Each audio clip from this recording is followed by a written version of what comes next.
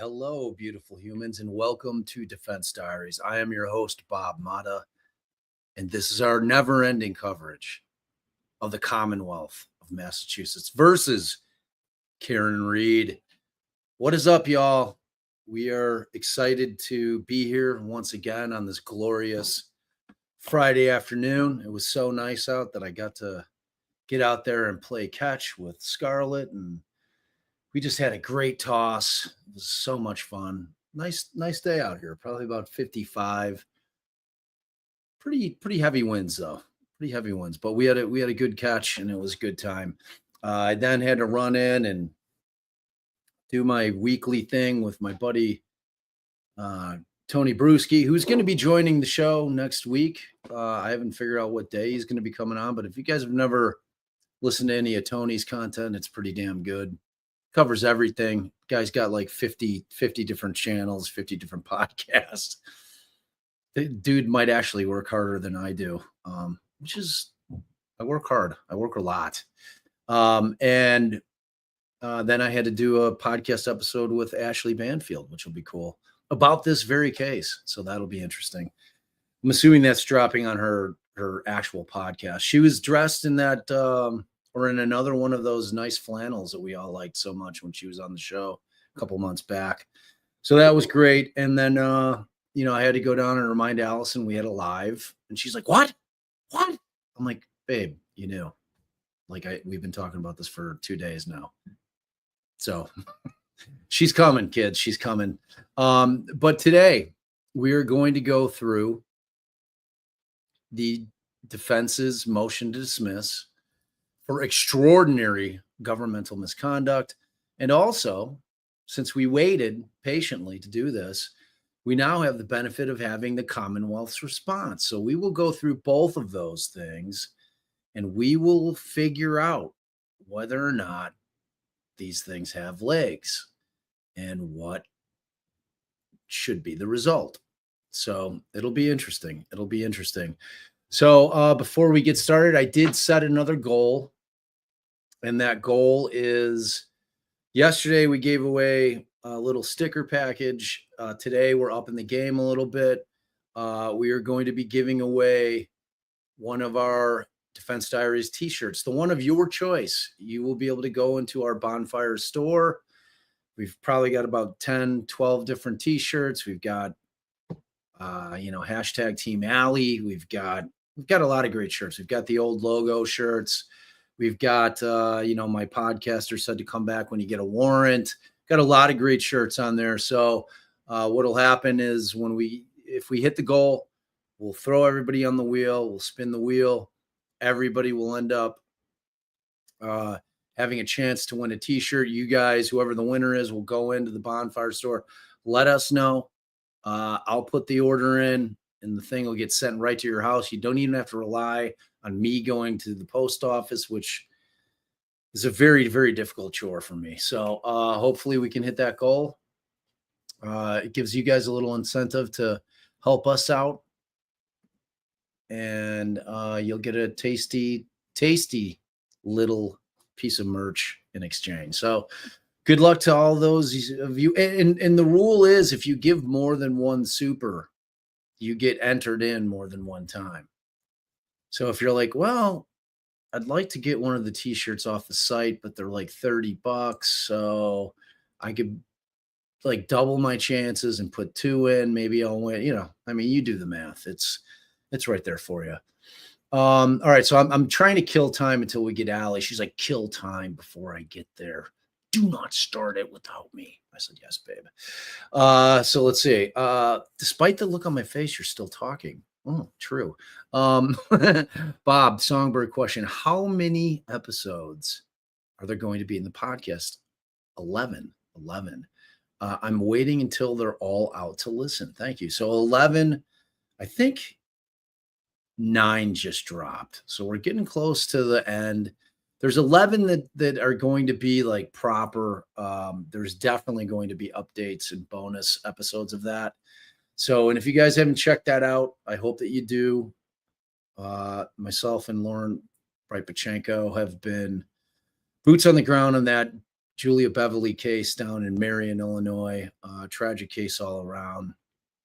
Young 11-year-old girl was brutally killed in her home. And her stepmom, kind of, the woman who raised her for 8 years, is sitting in prison, convicted of it. And we thought something might be up with it. And so we dug in and we went down there a bunch of times and started digging, and we think it's a pretty good podcast. So you should check that out. You can get it everywhere you get your pods.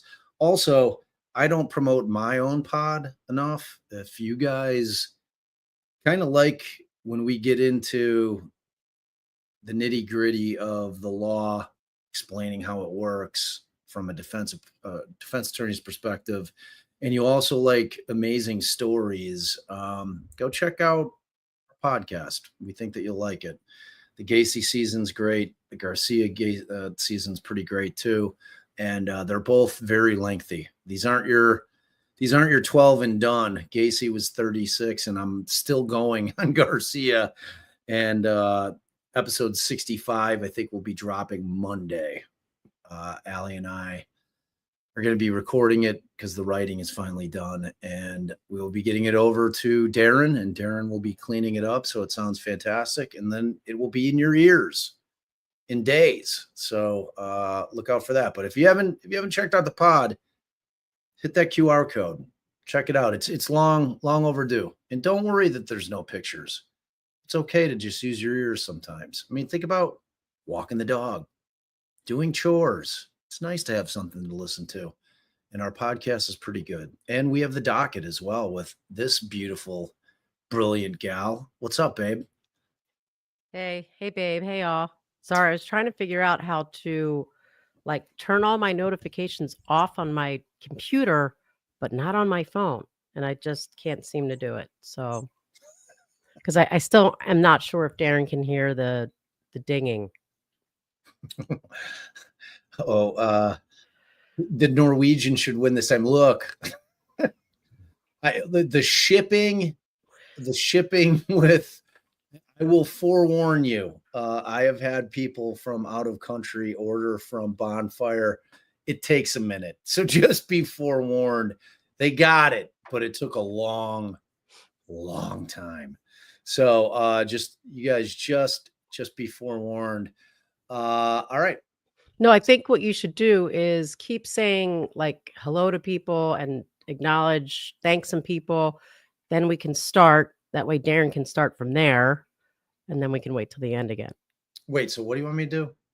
Thank the people that just did stuff and say whatever else you want to say. I just want to check one thing on the state's response before we get started. And you guys can see when the goal is met from your end. So just so you guys know. So maybe it's shitty. I don't know if it's shitty. I made the minimum of $5. It's got to be a teal or above to be entered. So I feel bad. Kathy sent the $2 holla. And Spoogs spent a couple. I mean, you're right there. So I I feel like I have to enter Spoogs just because she's $1 shy of like kind of the cutoff, because it won't count it as an entry for the goal if it's not teal or above. I mean, I made the rules. I'm kind of regretting it, but you know, I think it's fair. I mean, we work really hard and we love, you guys know I love to grift. I'm a huge grifter. Everyone tells you that online. I love grifting. All right. So I'm gonna restart it. I'm gonna restart it right What now. happens to all the people who were in it? Well, we have a goal, so we'll wait until the end because we're doing another wheel, except this time for a tasty t-shirt. All right. So for Darren's purposes, I'm gonna restart it right now. You with me? Wait. Oh, I thought you meant restart. Like, I'll just give another intro. I thought you meant restart the circle, whatever. No, woman. I don't know. Sorry. All right, no, not yet. No, I'm talking for the purposes of converting this to a podcast. I know, but you were supposed to buy me a little bit more time because I'm checking the state's response for something, but that's all right. Well, you can check it while I'm doing the beginning reading of the defense's motion. No, because then I don't pay attention and you ask me a question. I'm like, huh? And then everyone's like, oh, what the hell is she even here for? Wow, she's sitting there vaping secretly off screen or sleeping or tweeting, one of the things, all the things that we do. I mean, look, y'all, when we're on a live for 4 hours, I've got other shit going on. So you guys got to work with us. You know, it's like sometimes I have to check my phone. I have kids. I'm not blaming them. Why are you barking at them? The people. That was hardly barking, and I resent the characterization that was in any way, shape, or form barking.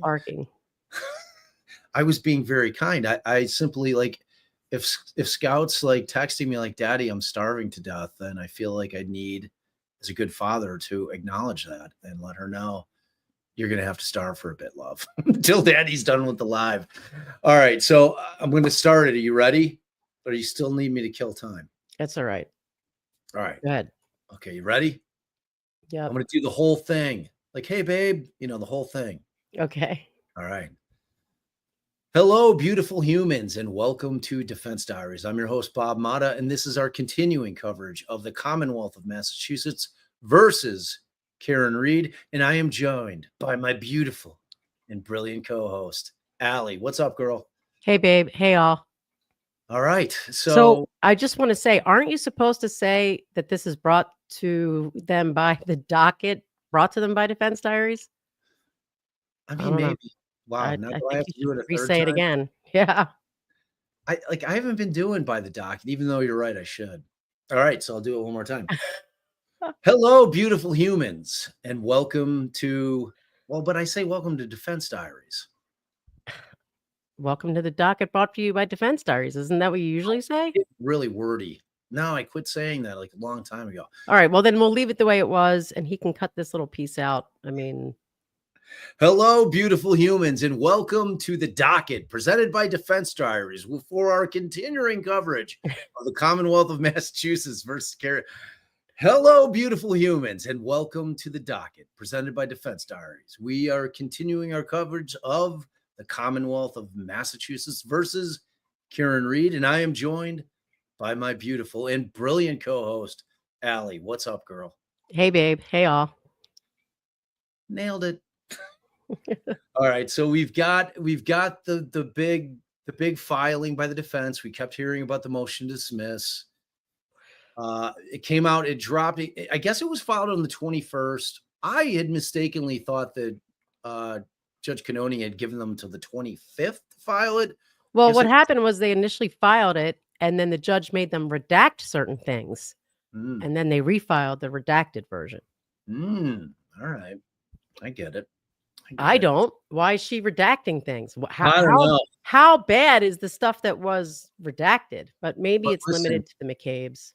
As the dude who has to read it all, I love all the redactions. I'm like, wow, there's pages redacted. Score. All right. So, and we're gonna switch. I'll read a couple pages, you'll read a couple pages. And just to give, I'd like to give like a brief summary of what they Oh, you want to give a bunch of spoilers? Go. I mean, is it Spoil really? it up. Spoil it up. I'm sure everybody watched Peter and Ian and like so like you can give a spoiler. I think everybody has a pretty good idea what it's about. All right. Sorry. Are you asking Grok for a summary right now? Wow. Dear Why? Grok, can I you don't please? use Grok, and no, I'm not asking them for a summary. I was just looking at like my my my notes, but Oh, that's right. You use Chat GPT. My fault. well, not for I'm not for anything legal. You know that. They cannot do anything legal. They just can't. They have Um, issues. They definitely have issues. so the main arguments that they raised is obviously the facts relating to the destruction and the withholding of exculpatory CPD video. So the Sallyport video, the fact that Lally put the officers on the stand to say it's a true and accurate representation. So, and obviously they get into all sorts of stuff with that. Then the next main issue that they raised was Jennifer McCabe's statement. So they said that the Commonwealth withheld exculpatory statements made by Jennifer McCabe, and that's dealing with, whether she had been to someone's house. Whose house was it again? What do you mean? Um, Brian Albert's house. no, Sergeant Lank. Oh yeah. So, and then they get into more about that and say that there was some coaching that they used some of the defense's discovery that the judge made them turn over, and then like basically prepped her for it and had her be ready. Um, so the manipulated video, the withholding of her statement, and again, that's mostly having visited Sergeant Michael Link's home. And then the fact that the prosecution met and prepped her with it because she initially denied that she ever did that. Then they raised violation of discovery rules and court orders, saying that Lally had made a false certification back in April of 2024, saying that all discovery was complete. He complied with all his all his obligations. The delayed video disclosure, that some of the video was produced late or mid-trial, some several months after the mistrial, and that early production admitted critical data such as the metadata, forensic information, stuff like that. And then they made a cumulative argument that the prosecutorial misconduct, cumulatively taken all into account, was so outrageous that on either one of those bases or the combined bases, they should be entitled to dismissal of the entire action. And I guess I'll wait till after you read it all to discuss what We read it all to Thanks, discuss babe. what I think is missing and should have been included to make this even stronger. All right. I love when Allie critiques. Yeah, it's okay, but Right, it's like that. Right. All right. So let's get started with this thing. Defendant Karen Reed's motion to dismiss for extraordinary governmental misconduct. Now comes the defendant, Karen Reed, and respectfully moves this honorable court pursuant to Article 12 of the Massachusetts Declaration of Rights, the 5th, 6th, and 14th Amendments to the U.S. Constitution, and Mass Rules of Criminal Procedure 14C to dismiss all charges with prejudice, which means that you cannot come back with it. If something is dismissed with prejudice, it is dead in the water, over. Can't come back with it. That's why when you see that language with prejudice without prejudice would mean, okay, they can fix it and they can come back with it. With prejudice, dead. And for those of you watching live on YouTube, I'm going to give you a little test because I think our audience is extremely intelligent, and especially after going through everything with the Richard Allen matter, that they're probably noticing what it is that I think is glaringly absent from this motion. Now, bear in mind, they have only raised extraordinary governmental misconduct as their basis for this motion. So I'll be interested and ask the girls to help us flag comments about what other claim that a lot of you may be thinking or aware of. Oh, this sounds like an alley quiz. Nice. We're going to go hashtag alley quiz. She's testing the class and I'm here for it. I'm here for it. I'm excited. I agree. We have a smart fam over here. Very learned group of folks that hang with us over here at the Due Process Gang. I also just want to note that the extraordinary, and we call it outrageous, governmental misconduct, getting something dismissed on those grounds is the hardest of all of the other possible things. That anything else that you can think of in the world to get it dismissed for, the last resort, the absolute last resort, the absolute, hardest to get it done. But if it's there, and that's why you're bringing it, is extraordinary governmental misconduct. Now you can go on, babe. Thank you, dear. So to dismiss all charges with prejudice on the basis of extraordinary or extraordinary governmental misconduct, see U.S. Constitution Amendment 5, U.S. Constitution Amendment 6, U.S. Constitution Amendment 14, Article 12 of the Declaration of Rights of the Massachusetts Constitution, and Mass Rules of Criminal Procedure, Rule 14. A prosecutor may strike hard blows, but he is not at liberty to strike foul ones. Do you guys like when I do that, like old-timey voice? It's pretty good. And he's doing that because this is a 1935 case. Right, it's old language. So start the sentence over. Can I do my voice again? You can for this voice, yes. Thank you. You're welcome. A prosecutor may strike hard blows, but he is not at liberty to strike foul ones. It is as much his duty to refrain from improper methods calculated to produce a wrongful conviction as it is to use every legitimate means to bring about a just one. Berger v. U.S. That's a 1935 case, kids. From the U.S. Supreme Court. Yes, indeed. Throughout the course of these proceedings, Miss Reed has been severely prejudiced by the Commonwealth's pervasive misconduct. The Commonwealth has suppressed discoverable and exculpatory video surveillance footage from the Canton Police Department, hereinafter CPD. It has provided piecemeal disclosure of some footage, most of which was disclosed after the trial started and after, emphasis added, the Commonwealth represented that, quote, all video footage had been provided to the defense. For reasons that remain unexplained, much of the video that has been disclosed is, quote, missing, end quote, critical time frames and evidence central to Miss Reed's defense. Some of the video clearly appears altered or manipulated, as evidenced by people, quote, appearing and disappearing, end quote, out of nowhere. We all seen that.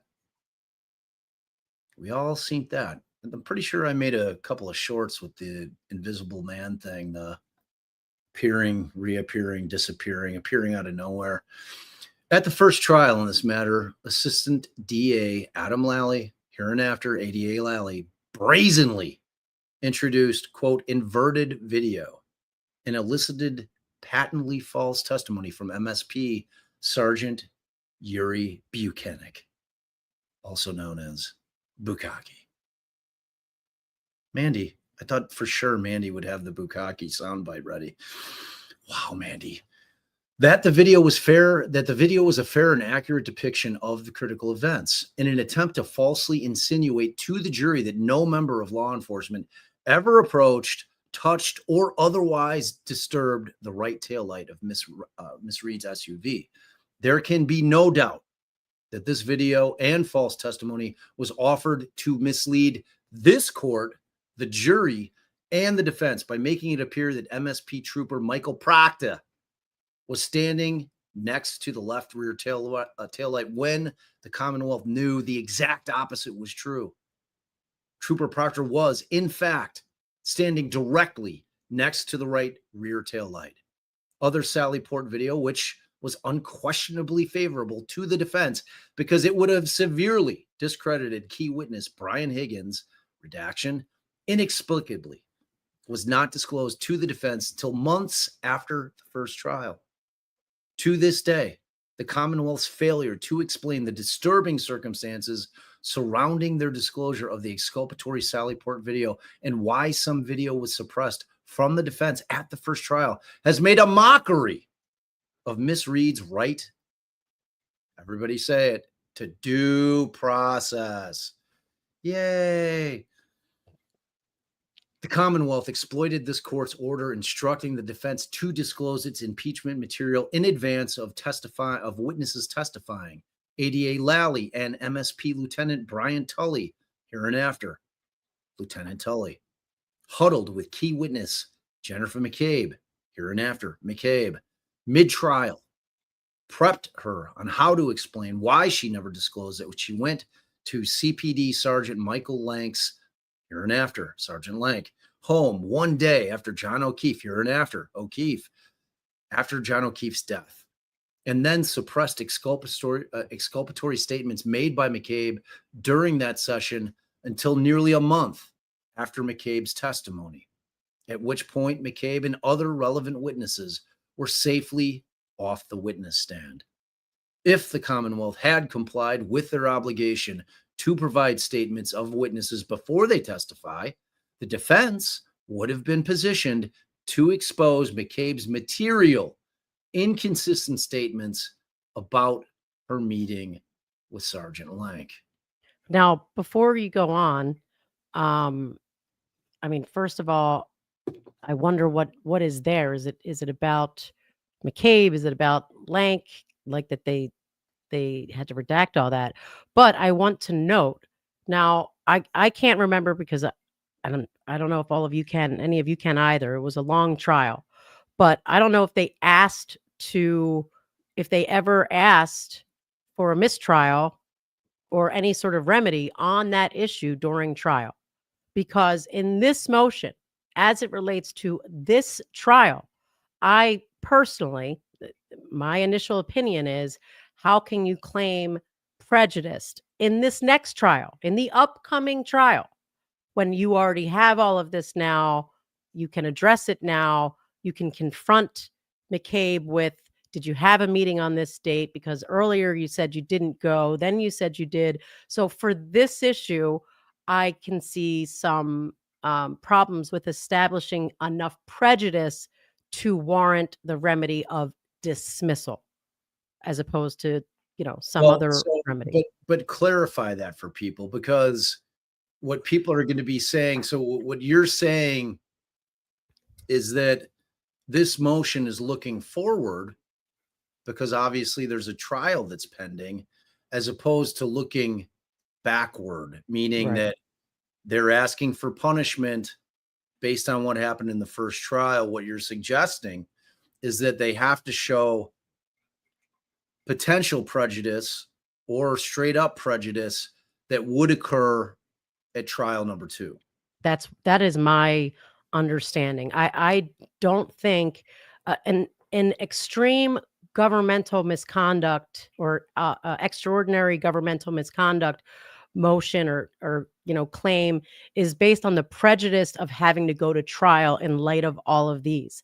Not that I suffered prejudice before. That would have been, at the time, a motion for a mistrial when it happened. When they produced it later, a motion, to continue it, to not allow the witness to talk about something, all of these things. Now, maybe they want to say, and as a remedy for what happened before, we want Jennifer McCabe to not be able to ask her for this mishegas explanation as to that she didn't give the first time, something like that she's barred from testifying to X, Y, and Z. That would, maybe address a continuing issue. But yeah, in my opinion, and look, there's a lot of lawyers' eyes on this, and every lawyer's got a completely different opinion than the other. I think to warrant dismissal, it would need to be prejudiced for this upcoming second trial. And I think the opportunity to raise this issue as it related to the last trial would have been to seek a a mistrial, and again, it would be considered with prejudice if it's on the basis of the government's misconduct.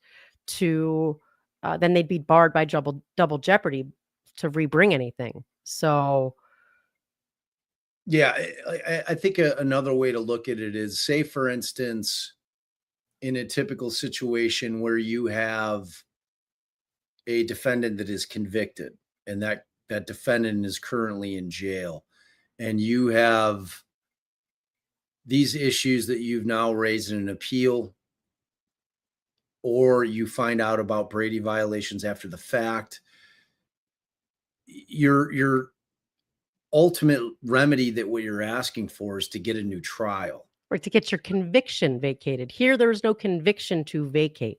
If Right. she would have gotten convicted, all of this could be brought up on a whatever their post-trial motion process is to for the judge to enter a judgment of not guilty, to reverse the conviction based on governmental misconduct. But there wasn't a conviction. So it's like, all right, yeah, they did all this bad stuff, but it didn't result in a conviction. So you've got time to address Trying it. to explain to people like why you're so, like, obviously they're vacating your conviction if you get a new trial. So I'm just trying to break it down why you're talking about it really in the way that it is normally, where you have a conviction, you find out about a Brady after the fact, you go in, you're asking to vacate the conviction, but ultimately, I mean, the state doesn't have to take you to trial again, but they usually do. But you're asking for a new trial. So by way of that, they obviously have to vacate the conviction. But I'm just trying to get people to where your mind's at in terms of it's a forward-looking motion, in terms of like, where is the prejudice in the second trial? Like, where does it exist? I mean, I would argue right from the forefront. And just so everybody knows, Allie's already read it. She knows what the arguments are. She knows. Allie's a pretty good lawyer, y'all.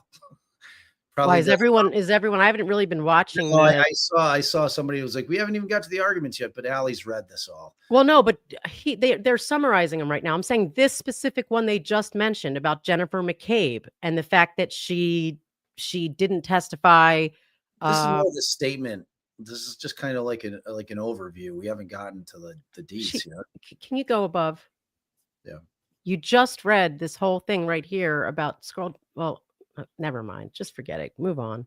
Right. Like, this is like the opening salvo. I understand, but I'm just saying they just raised the issue. What you just read is the Commonwealth exploited the court's order for instructing the defense to disclose impeachment material in advance of testifying. ADA, Lally, blah, blah, blah, blah, blah. They huddled Jennifer McCabe. They taught her how to explain it. So I was specifically speaking to that issue right there. That Oh my God, the Delphi response came back. I did not get it. Tracy, run. Delphi, McClelland's response just dropped. All right. Well, we're going to need to review it. We can come back on later, but you're giving me time to like review it. So anyway, I'm not talking about the entire motion. I'm talking about they're introducing each of the things that they're going to get into later. So I was just speaking specifically about their argument as it relates to not disclosing Jen McCabe's statement and Lally. Right, I want to pull an Allison. Let's keep going. We get it. Okay. All right. So as a result of this extraordinary governmental misconduct, Ms. Reed has been permanently and irreversibly denied her constitutional right to a fair trial. No remedy other than dismissal can adequately address the significant harm caused to Ms. Reed and the injustice of proceeding without the lost exculpatory evidence that was in the Commonwealth's possession. Accordingly, the case against Ms. Reed must be dismissed with prejudice. All right, you're up. All right. And before I go, I just want to say the strongest, most glaring reason for dismissal is all of that stuff with the Sallyport video, and the destruction of the, and the missing evidence at this point. All right. So statement of the case. Miss Reed's accused of the following crimes arising out of the death of Officer O'Keefe. Murder in the second degree, manslaughter while under the influence of alcohol, count 2, and leaving the scene of personal injury and death in count 3. A months-long jury trial was held in this matter beginning April 17th, 2024. On June 25th, 2024, the jury began deliberations. After the jury submitted a note to the court indicating that the jury was at an impasse, the court declared a mistrial on July 1st, 2021. The footnote indicates that in the days and weeks following the first trial, 5 deliberating jurors have come forward and indicated that they had unanimously acquitted Miss Reed on counts 1 and 3 and were hung only with respect to count 2. They indicated that they did not believe they were permitted to report a unanimous decision on counts 1 and 3 unless they were able to reach a unanimous verdict on all counts. Miss Reed's failure to address any claims of double jeopardy in the instant motion to dismiss shall not in any way be deemed or construed a waiver of those issues which are presently pending before the United States District Court for the District of Massachusetts. So going back, continuing with the defense's motion, and that's important just to note because, again, they're asking for a similar remedy. So they want to be clear, hey, we're not waiving double jeopardy. We already raised that issue. And now that's pending. So the motion goes on to say the Commonwealth altered the course of the first trial in this case by destroying exculpatory evidence, withholding exculpatory evidence, and interfering with the jury in a case in which the jury either voted to acquit or was deadlocked on a lesser of the charges. There is no cure, short of dismissal with prejudice, that can remedy the serious constitutional and statutory violations that have occurred in this case. The facts relating to the respective misconduct and discovery violations are set forth below. A. Facts relating to the destruction and withholding of exculpatory CPD video surveillance footage. This court is aware of a critical importance of video surveillance footage from the CPD on January 29th, 2022. The Commonwealth has produced drips and drabs of various clips of video surveillance obtained from the CPD's ExacQ Vision DVR system from January 29th, 2022, without any accompanying reports, evidence logs, or other documentation regarding the recovery and chain of custody of this evidence on at least 4 separate occasions. 1. Relevant discovery orders. On February 2nd, 2022, the defense and the filed defendant's emergency motion for preservation of evidence, including the preservation of all physical evidence, such as video surveillance footage with the, is that Stoughton District Court? Yeah, Stoughton. I think they might call it Stoughton. Stoughton. And that's attached as Exhibit A. Now, I think it's important for us to turn to Exhibit A. And Bob, you don't have to if you don't want to put it up, but I just want to note. Did I just pass Exhibit A? Oh, no, that's the affidavit. Oh, see where Allie's kind of like narrating what she's doing? Sorry. I don't think you realize that you do that as well. Right. So they did specifically request, did they give a number, babe, on their motion? What do you mean? Did they give like in their site to their motion, did they say like a paragraph number?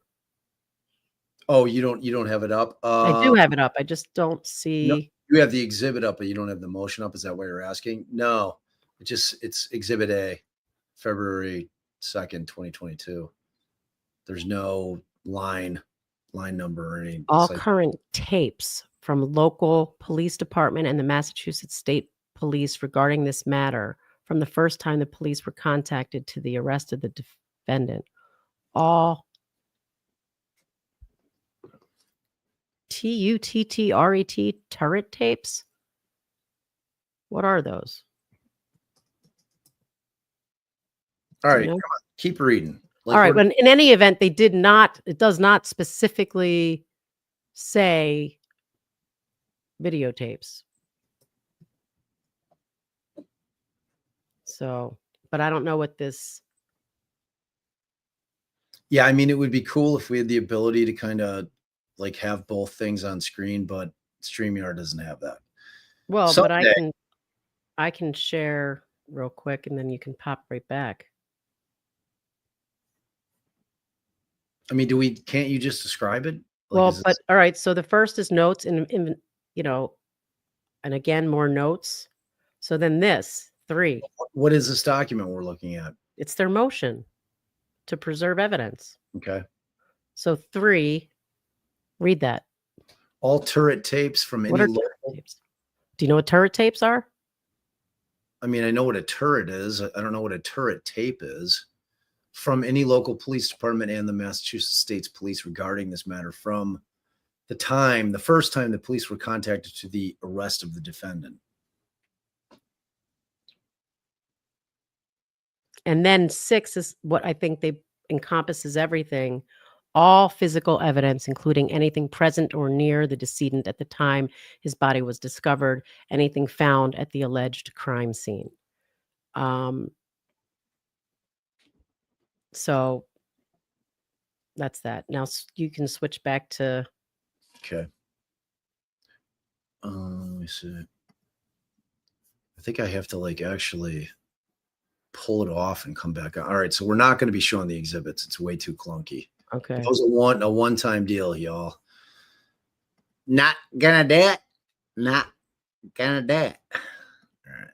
So that's why they say including the preservation of all physical evidence in parentheticals, such as video surveillance footage, because they're saying that that's encompassed in all physical evidence. They didn't specifically request it. And that might be just the practice in Massachusetts. We specifically request video footage and all, police dashboard cams, all that stuff in a separate separate claim or numerated paragraph. Okay, at February 2nd, 2022 hearing, ADA Lally stated in open court that he had reviewed the proposed order and had no objection to it. That same day, the district court issued a preservation order for all physical evidence, which includes video surveillance footage. In other words, 3 days after O'Keefe's death, the Commonwealth was aware of its affirmative obligation to preserve any and all video surveillance footage in its possession, custody, or control, which included the CPD and or Massachusetts State Police, and ADA Lally was required to notify law enforcement of this order. That is accurate. That should have prompted, even though it's not specifically in there, I think it absolutely positively should have prompted that. No question that is something that should be preserved as a matter of course, as it is tendered as a matter of course. I don't have to specifically, ask for Sallyport video to get it. They turn it over as a matter of course in any case where there's any part of anybody that was in the Sallyport, especially evidence. So returning to the motion, on September 16, 2022, after Miss Reed's case was transferred to the Norfolk Superior Court following her June 9th, 2022 indictment, the defense filed a separate motion to compel the production of certain outstanding discovery, quote, including all crime scene photographs and or videos taken in connection with this case. And that's Exhibit B. Order on defendant's motion to compel, October 5th, 2022. This court granted the motion to compel in part and ordered the Commonwealth produce all video evidence and metadata associated with the videos on that date. 2, dates of production and facts relating to discovery and constitutional violations. The CPD's video surveillance footage has been in the Commonwealth's possession, custody, and control since January 29th, 2022. Now, these redactions here I find very strange. What are they trying to hide? It's very bizarre, but however, there's, a full another sentence, something blocked in the middle, which it looks like it's probably a list, sort of like a bullet list, and then another sentence completely redacted. After the last redaction, it goes on to say, notwithstanding this court's order of October 5th, 2022, discovery order compelling the production of all video evidence and accompanying metadata in the Commonwealth's possession, the Commonwealth and its agents withheld this exculpatory evidence from the defense for more than 2 years, failing to disclose even the first incomplete batch of footage until the eve of the first trial on April 4th, 2024. Footnote 2 is redacted. Redacted. So again, that's a very interesting redaction. I think all the redactions are going to be interesting. And I'm assuming that it was Canoni, right, that wanted these things redacted, not the defense. I'm Well, assuming. it definitely wasn't the defense. They were ordered to redact it and refile it. I don't know if it's something that Who gave them direction? Like, she must have said, this is what I want redacted. clearly, and who knows if she was prompted by the Commonwealth, but it seems that it was sua sponte. At least that's what it appears, but I don't know. The Commonwealth has now produced 4 separate incomplete batches of video surveillance footage recorded at the CPD on January 29th, 2022. And then, babe, why don't you pick up at each production starts with A. Okay. April 4, 2024 production. On April 4, 2024, on the eve of the first trial in this matter, the Commonwealth for the first time disclosed woefully incomplete CPD video footage, which consisted of video from the CPD main driveway and the CPD Sallyport front wall cameras from January 29, 2022. CNOD 35. Curiously, the Sallyport front wall footage omitted a 42-minute interval at the precise time the SUV arrived at the Sallyport garage, Exhibit D, and Exhibit E, Sallyport front wall footage. The missing footage from, and if you'll remember all the way back, Lally's excuse is that the cameras were motion sensor. That's why he said, he's like, oh, they're just not missing video. It just doesn't take video unless somebody's moving. I'm like, wait, fucking dude's moving. Like, a car driving into the Sallyport is movement, bro. Like, that's move. Like, what are you talking about, man? That's movement. So the missing footage from the Sallyport front wall camera would have captured a close-up of the condition of the SUV's right rear taillight upon arrival at the CPD Sallyport garage. B, the individuals who had access to the right rear taillight. And C, whether anyone removed taillight material from the SUV before the first piece of taillight evidence was recovered at 34 Fairview. So, like, this is why it goes back. Like, this is why it's not just forward thinking. Like, they have to be fucking punished. You can't pull this kind of shit if you're the government. You can't hide and destroy evidence if you're the government. Like, they don't deserve another trial. They shouldn't get another bite at the apple at all. That's what I think. So, where was I before I got all upset? I got very upset, folks. Okay, I think it was at C, whether anyone removed taillight material from the SUV before the first piece of taillight evidence was recovered at 34 Fairview. And I want to say this right now. This kind of bullshit, like, I don't have any idea if the thing happened inside the house and all the other. The fact of the matter is they're hiding evidence. They're not allowed to hide evidence. They're not allowed to destroy evidence. They're not allowed to put on evidence and try and pass it off as something else. You mean they can't put on some fake ass evidence? That inverted video is insane. It's insane. Like out of all the bias talk, the only thing that's ever resonated with me is the fact that she wasn't furious with the fact that they put that shit on in front of a jury. It was outrageous. It was outrageous. It was completely insane. it made it look like as if something didn't happen when it did. It was like it was disgusting. If a defense attorney did that, oh my God. Oh my God. Holy shit.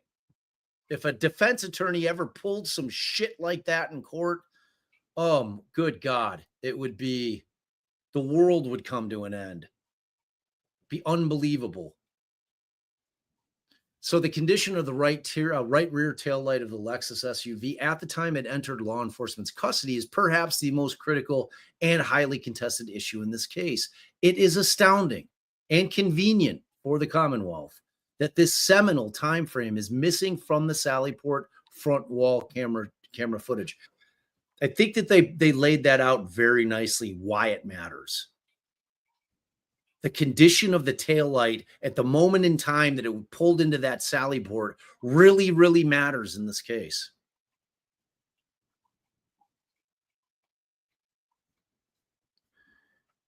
Moreover, the data was not preserved in a forensically sound way in violation of the February 2, 2022 preservation order, which means that the defense has been denied the ability to determine whether the Commonwealth deleted, altered, manipulated, or otherwise lost critical video evidence in its possession that it was obligated to preserve.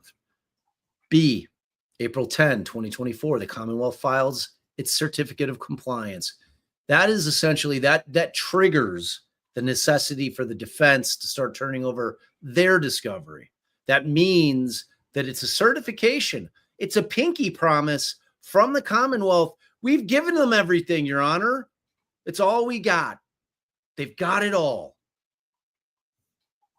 So on April 10th, 2024, the Commonwealth filed a certificate of compliance in which ADA Lally certified to this court 6 days before trial that the Commonwealth, after, quote, exercising reasonable inquiry and due diligence, quote, to the best of their ability, disclosed and made available, emphasis added, all items subject to discovery, end quote. Exhibit F, April 10, 2024, certificate of compliance, emphasis added. This representation was patently false.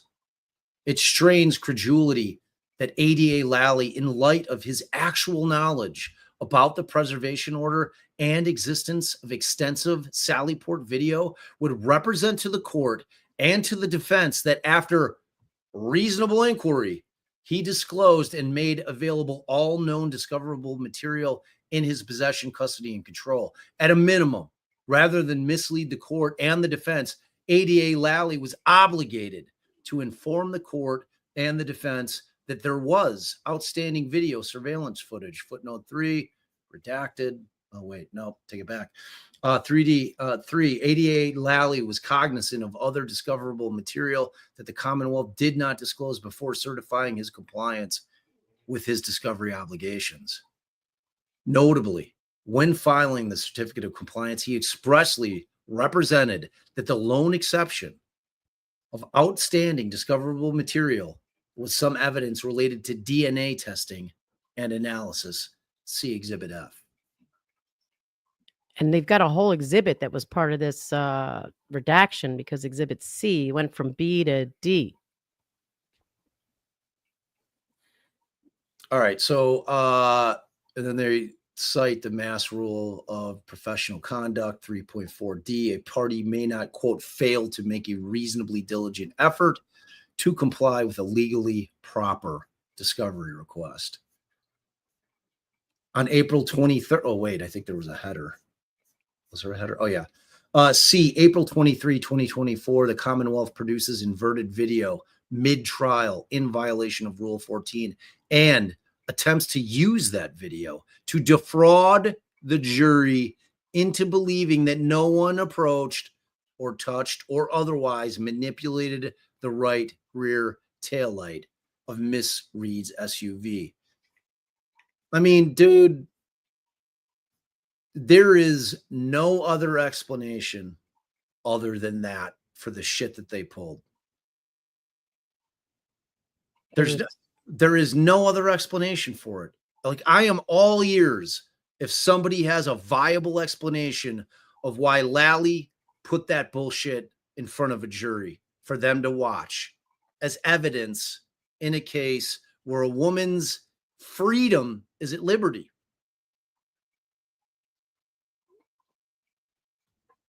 Yeah, this is punishment. They don't get a new trial. No, I don't think they should get a new trial. Not with that missing evidence. They don't get it. I don't give a shit how they're prejudiced.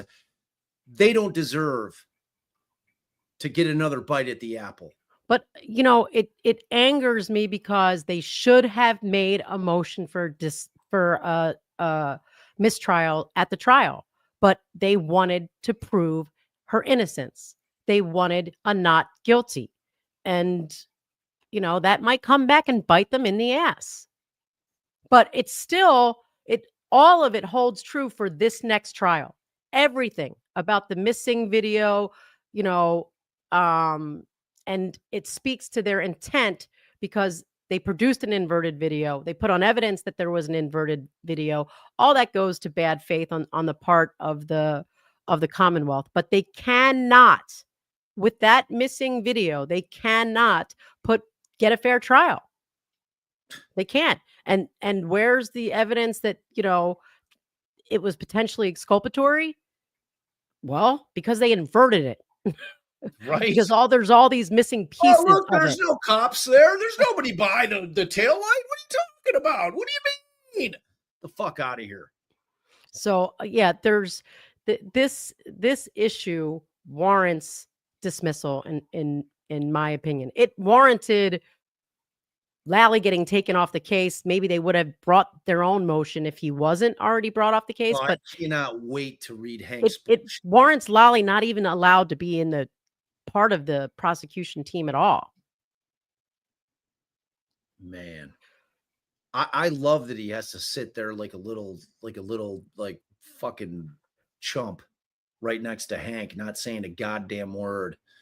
It's like all we need is a dunce cap for him right there, just sitting there. Hello? Hi. All right. On April 23rd, 2024, the Commonwealth produced additional footage from the CPD Sallyport back wall via share link entitled, quote, additional Sallyport video download link. Footnote 2 4. months after, or almost 30 days after it should have been deleted, or they're claiming it was overwritten. 4, the Commonwealth never filed a supplemental certificate of compliance. No flash drive was presented to the defense. Exhibit H, inverted Sallyport video. The Commonwealth subsequently exploited their mid-trial disclosure of this video surveillance footage as part of their attempt to convince the jury that nobody approached or touched the right rear taillight of Miss Reed's vehicle after it entered the Sallyport. ADA Lally craftily elicited testimony from Sergeant Buchanan that this interior Sallyport camera was an accurate depiction of the Sallyport and the SUV when it arrived at the CPD on January 29th of 2022. And that, quote, as seen in the video, end quote, no law enforcement officer approached the right rear taillight. He elicited the testimony. Yep. He elicited false testimony. Talk about NAPU. There's your NAPU. And it should have warranted a motion for a mistrial at the time of trial as well. But it should also carry consequences for the new trial. Yeah.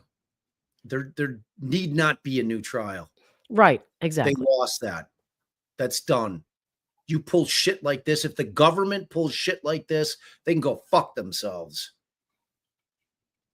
Agreed. And, and all the people that think that Karen Reed hit John O'Keefe, you know who you point your finger at? Not the defense.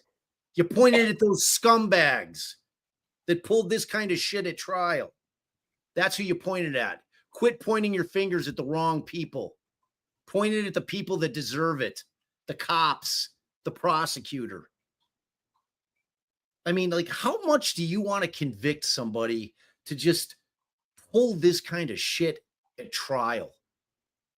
With the eyes of the world on them, no less. Like, we were all watching. That inverted video shit got picked up immediately hey, the words on the back of the classic Canton CPD cruiser are backwards. Why is that? I mean, I'm no tech guy, but I figured that one out in the blink of an eye. On cross-examination, however, Sergeant Buchanan's testimony was exposed as profoundly misleading at best and perjurious at worst. I'd say it was perjury. It was 100% perjury. Yeah. Very fairly perjury. Yeah. I mean, and Lally suborned it. Right. And there's no way in hell he didn't notice it.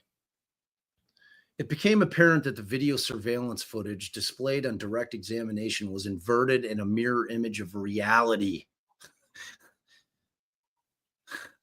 That's exactly what it is. It's a mirror image of reality.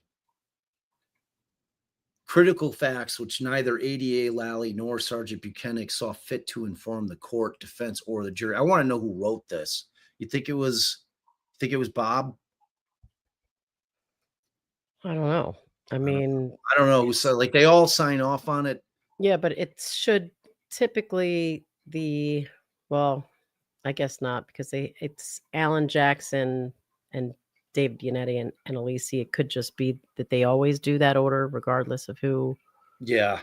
Of who In other words, this video made the left side of Miss Reed's SUV appear to be the right, and the right appeared to be the left. Therefore, the video presented to the jury as, quote, fair and accurate, appeared to show a person, Trooper Proctor, standing near the left rear tail light of the vehicle, when, in fact, Trooper Proctor was standing near the right rear tail light, i.e. the tail light at issue. Moreover, the inverted video does not capture the condition of the right rear tail light, and it conceals Trooper Proctor's presence by the right rear tail light.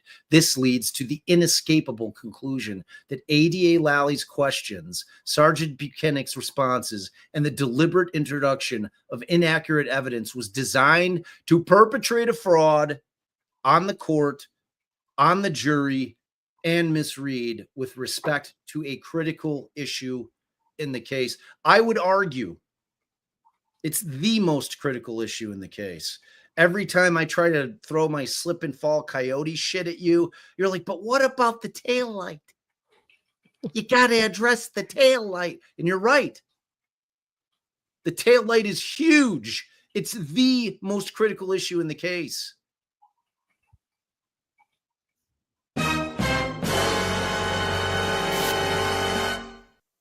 Thanks, Mans. All right, you're up, D. Okay. So D is the October 10th, 2024 Commonwealth produces additional exculpatory video surveillance footage in violation of Brady and Rule 14.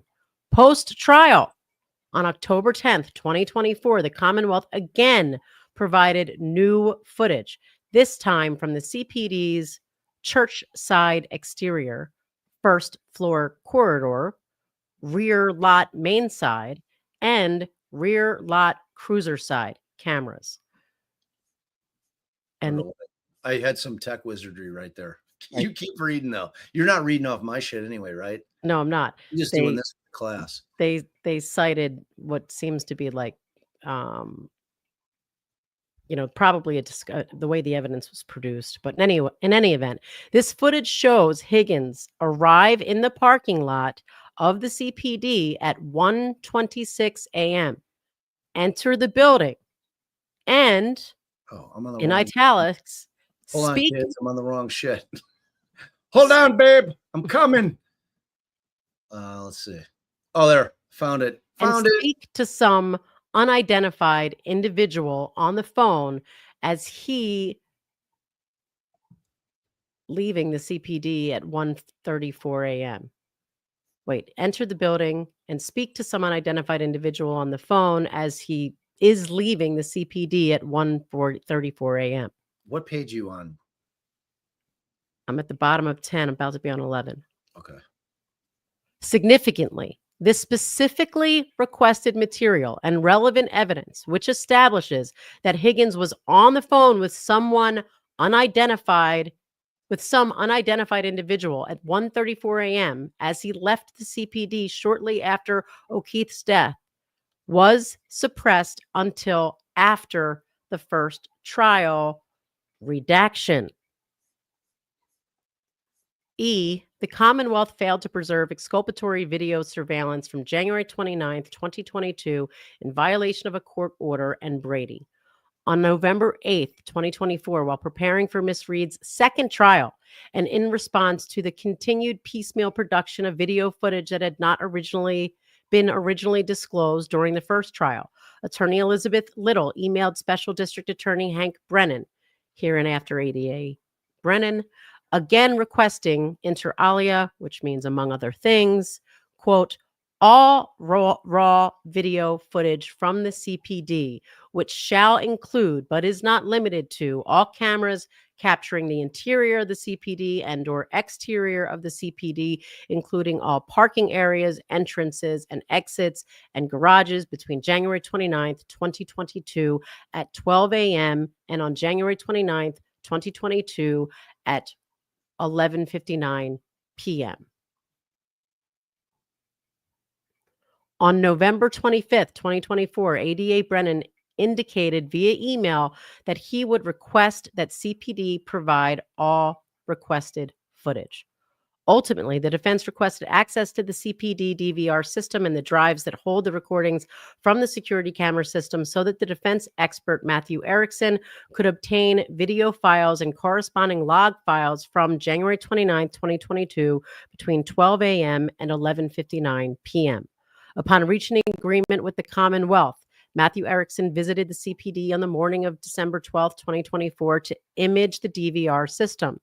He then discovered, as the Commonwealth has since conceded, that the DVR system was programmed to automatically overwrite footage after 30 days, which means that the Commonwealth failed to preserve the specifically requested material and exculpatory footage relevant to Miss Freed's case via standard forensic protocols, as they were obligated to do pursuant to the February 2nd, 2022 preservation order and the October 5th, 2022 order compelling the discovery of all video and related metadata. So I just want to note, I don't know, did they specifically request this material in that earlier preservation motion? I don't know. They encompassed it in all physical evidence. So I mean, it's hard to request preservation of things that you don't know exist.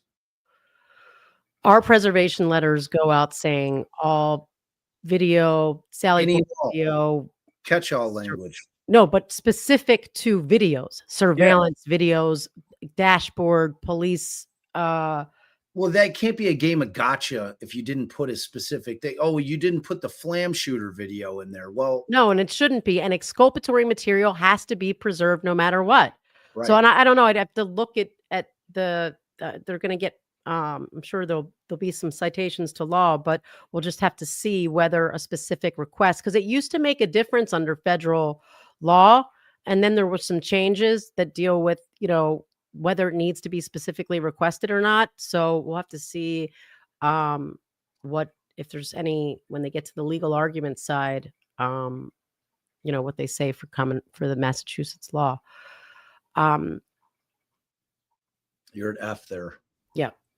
So F is January 28th, 2025. The Commonwealth produces more exculpatory, blurry video surveillance footage establishing that an unidentified person approaches the right rear taillight of the SUV as soon as it enters the Sallyport garage. Are you kidding me? I just don't understand if it's all supposed to be deleted. And I guess we'll get an explanation. So let me try to get through this quickly because we have the state's response. It's not as long as this. And if we talk Don't less. hold your breath for that explanation thing. Okay. Well, that's a whole other a whole other issue.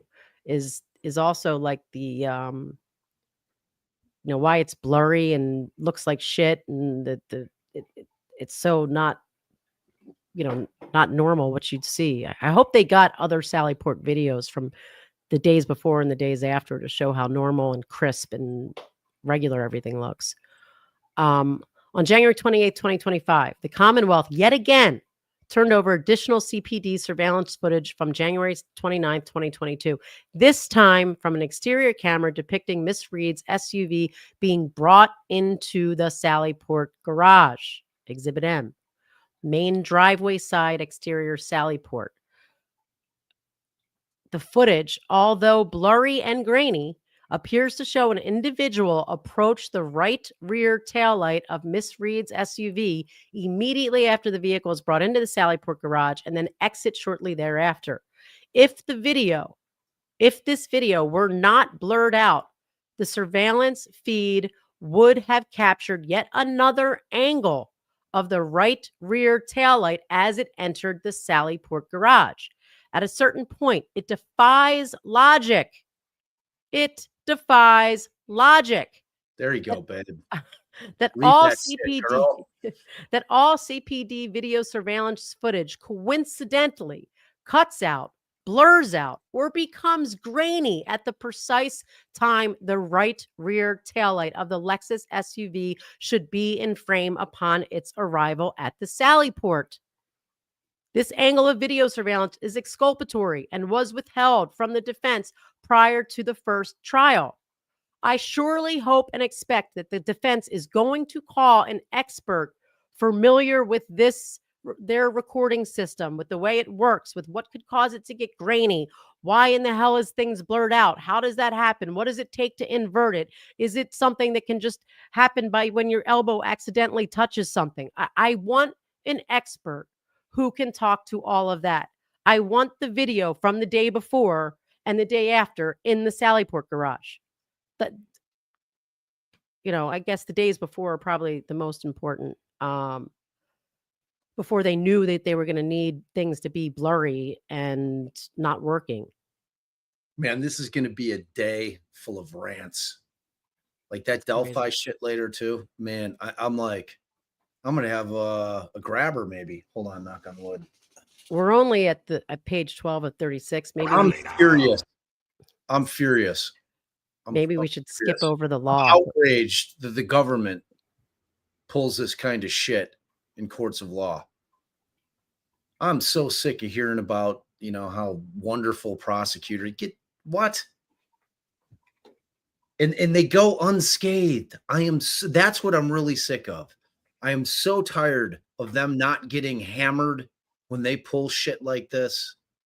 They should get it so much worse. They should get it so much worse. They are trying to fix cases. It's insane. To get convictions. Judges should be shaking. Like, and just so y'all know, if you don't know anything about the Richard Glossip case or Gloppet, what's his name? I always fuck it up. I thought it was Glossip, but I'm not sure. It's Glossip. Like, dude, that case is insane. It's insane.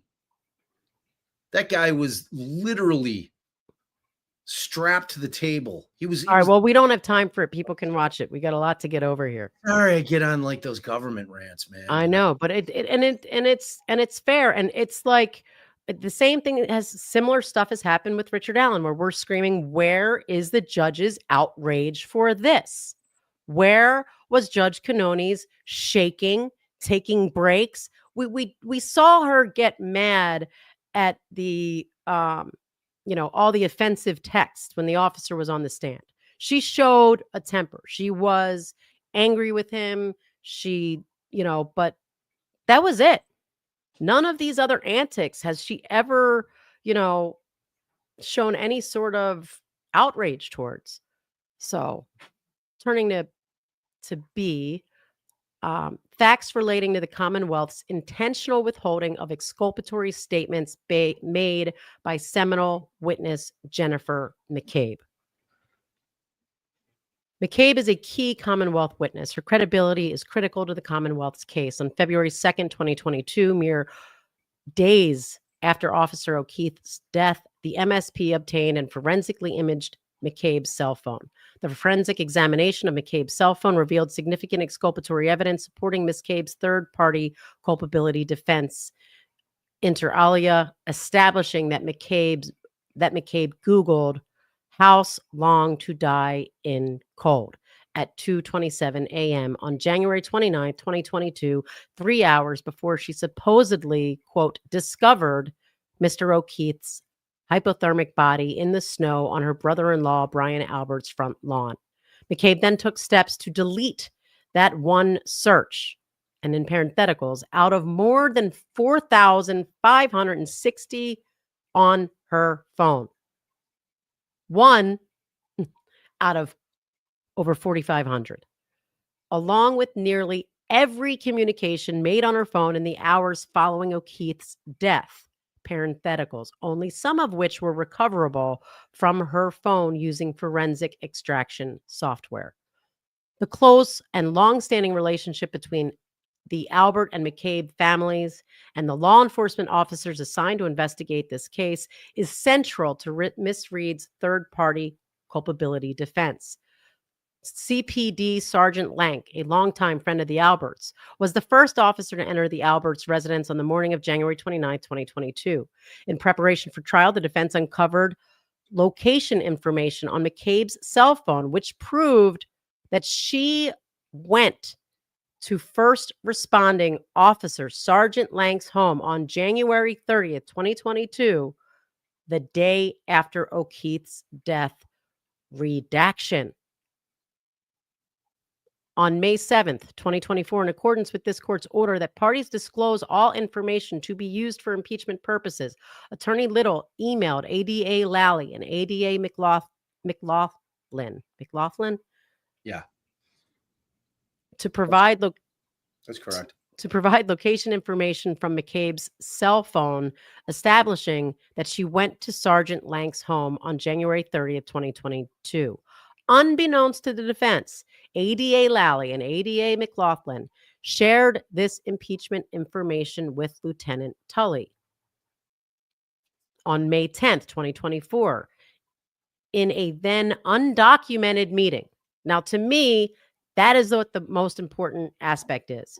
We always want to wait till the very last minute to give our, to turn over the defense's discovery that we're allowed to under the rules, because we know the police are going to now go out and try to talk to all our witnesses and try to undo what we've done. And, but here you've got an undocumented meeting. That's a giant no-no.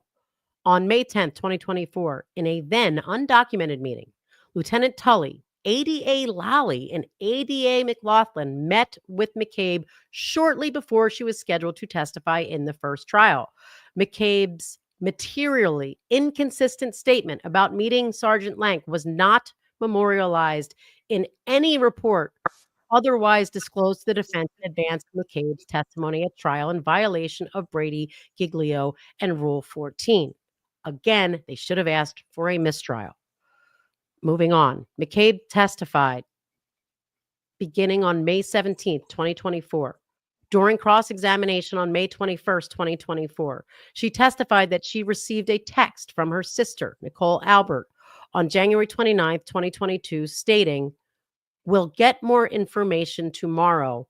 Don't want to text about it." To which she responded, quote, "Right?" And that's an Exhibit O. When Miss McCabe was asked whether anything significant happened the next day on January 30th, 2022, McCabe volunteered the following story. Now bear in mind, this is portraying that what was done was, did anything significant happen on January 30th, 2022? I mean, if that's the question, and this is the response, that is a sure indication that she was coached. It's not, we don't have a quote. I guess I could go down and look at the, didn't have a chance to review the exhibits, but if she's asked such an open-ended question and provides the following response, I think it's indication that she was coached. Response: I went to the O'Keefe's house. On the way home, Carrie Roberts' daughter is good friends with Michael Lank. So we dropped her off at Michael Lank's house. And Mike's wife came out of the house. Him and Carrie are friends. Him and Carrie are friends. And she, jumped in the car and was consoling Carrie and asked how the O'Keefes were doing. And, we talked to her.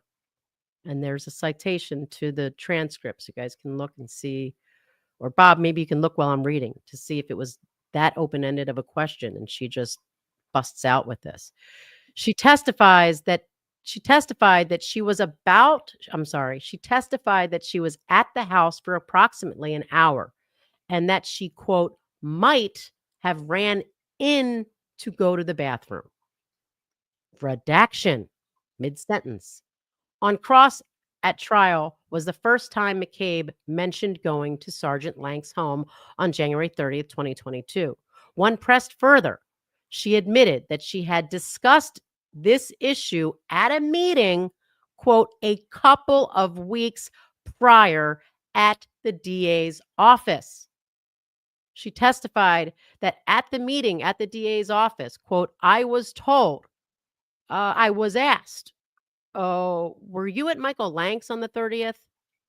She admitted that, quote, at first I said no, I've never been to his house. Then I thought about it and I said, oh my gosh, yes.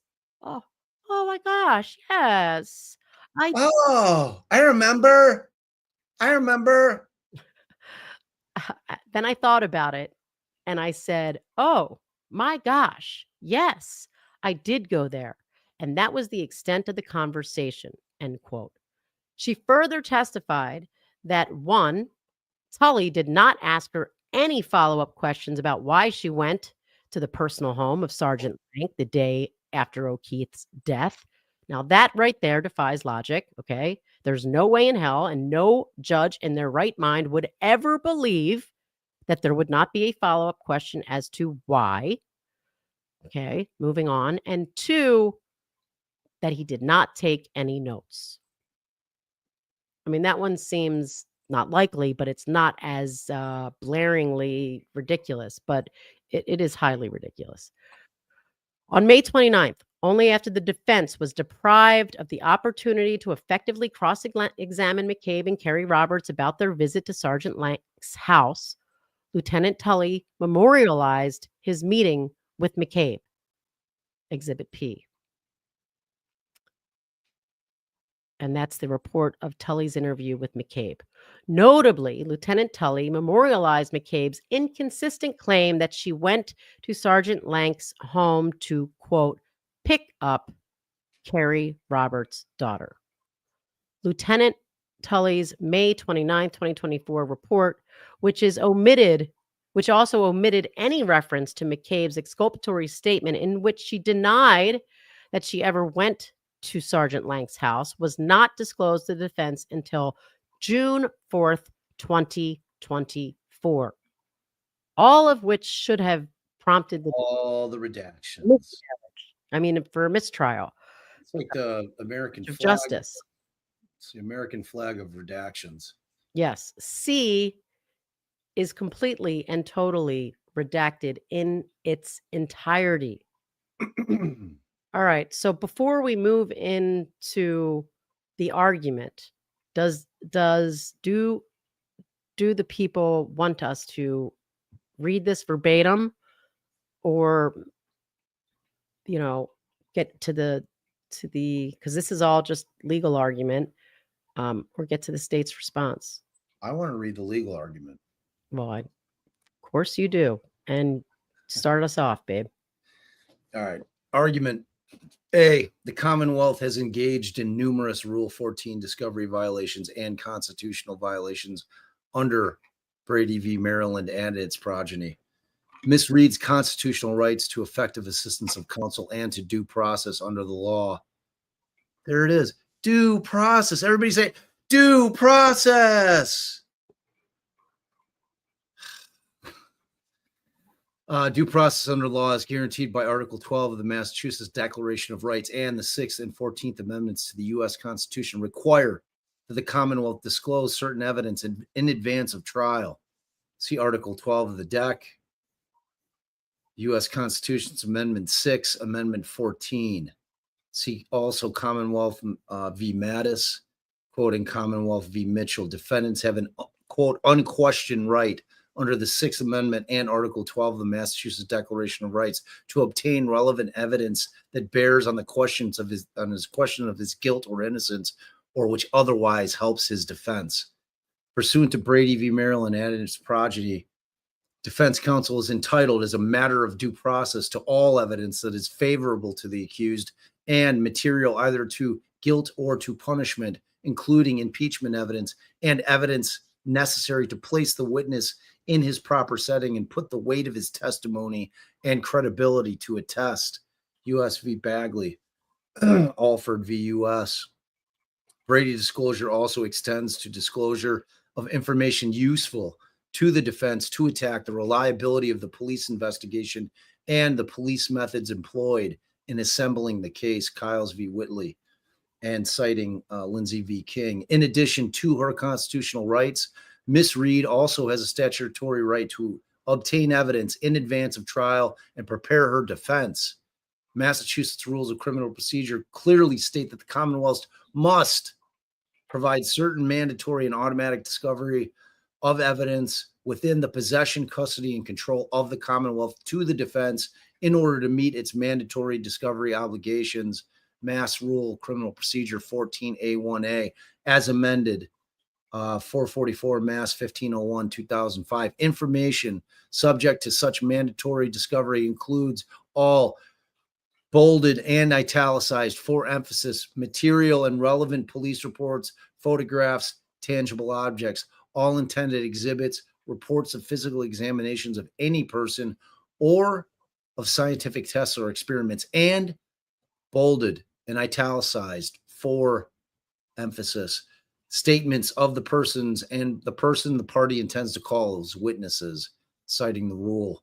The Commonwealth is also required, emphasis added, any facts of an exculpatory nature, once again citing the rule. The rules also state that the defendant may move for discovery of any material and relevant evidence not required by subdivision A1, citing the rule. Here on February 2nd of 2022, the Commonwealth was ordered to preserve all physical evidence, including video surveillance footage in Stoughton District Court, Exhibit A. Subsequently, on October 5, 2022, this court ordered the Commonwealth to produce all videos in connection with the case and associated metadata. Notably, this prosecutorial duty to produce evidence covered by Rule 14 extends beyond just the prosecutor to all agents of the Commonwealth, including police. See the rule. The prosecutor shall disclose information covered by mandatory discovery, provided it is in possession, custody, or control of the prosecutor, persons under the prosecutor's direction or control, which are the cops, or persons who have participated in investigating or evaluating the case and either regularly report to the prosecutor's office or have done so in the case, which again is the cops. Citing Commonwealth v. Tusseri, which came from Commonwealth v. Sleeper, a prosecutor's duty to disclose exculpatory evidence extends to evidence in the possession of the police who participated in the investigation and presentation of the case. Then we got footnote 5 down here. See reporter's note to Mass Rule Crim Procedure 14-1A, subsection 3. This provision requires the prosecution to provide automatic discovery of any facts of an exculpatory nature. And that's noted there, automatic discovery. So whether or not they made a specific request. It derives from the constitutional requirement established in Brady v. Maryland that the suppression by the prosecution of evidence favorable to an accused upon request violates due process, where the evidence is material either to guilt or punishment, irrespective of the good faith or bad faith of the prosecution. This duty is also an ethical one imposed on the prosecution by Supreme JC Rule 307. Yes. I just want to note that although this is called a motion to dismiss for extraordinary governmental misconduct, and in the beginning it says this is brought on the basis of that extraordinary governmental misconduct. They have raised I think, sufficiently raised a separate Brady violation that stands alone. They've cited Brady, they've cited Bagley, they've cited Kyles v. Whitley. These are all the cases that you cite. So I think that they have effectively covered a Brady violation as a standalone claim should the court not grant, um, find that that all of this amounts to extraordinary governmental misconduct. No doubt about it. As set forth herein, the Commonwealth has repeatedly violated its discovery obligations under Brady v. Maryland and its progeny and Rule 14.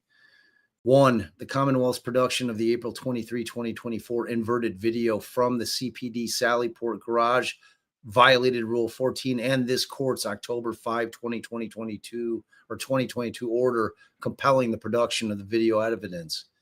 First, the Commonwealth violated Rule 14 and this court's October 5, 2022 order compelling the production of video evidence by withholding the inverted video from the Canton Sallyport until after the start of trial and after the Commonwealth had already filed its certificate of compliance on April 23rd of 2024, citing the rule. And I will note, sorry, Bob, I'll note that I know that the United States Supreme Court has found a Brady violation when evidence is turned over too late to be successfully used by the defendant. Like if it's, well, yeah, they gave it to me, but I had no time to make use of it. I had no time to prepare with it. So that's a Brady violation.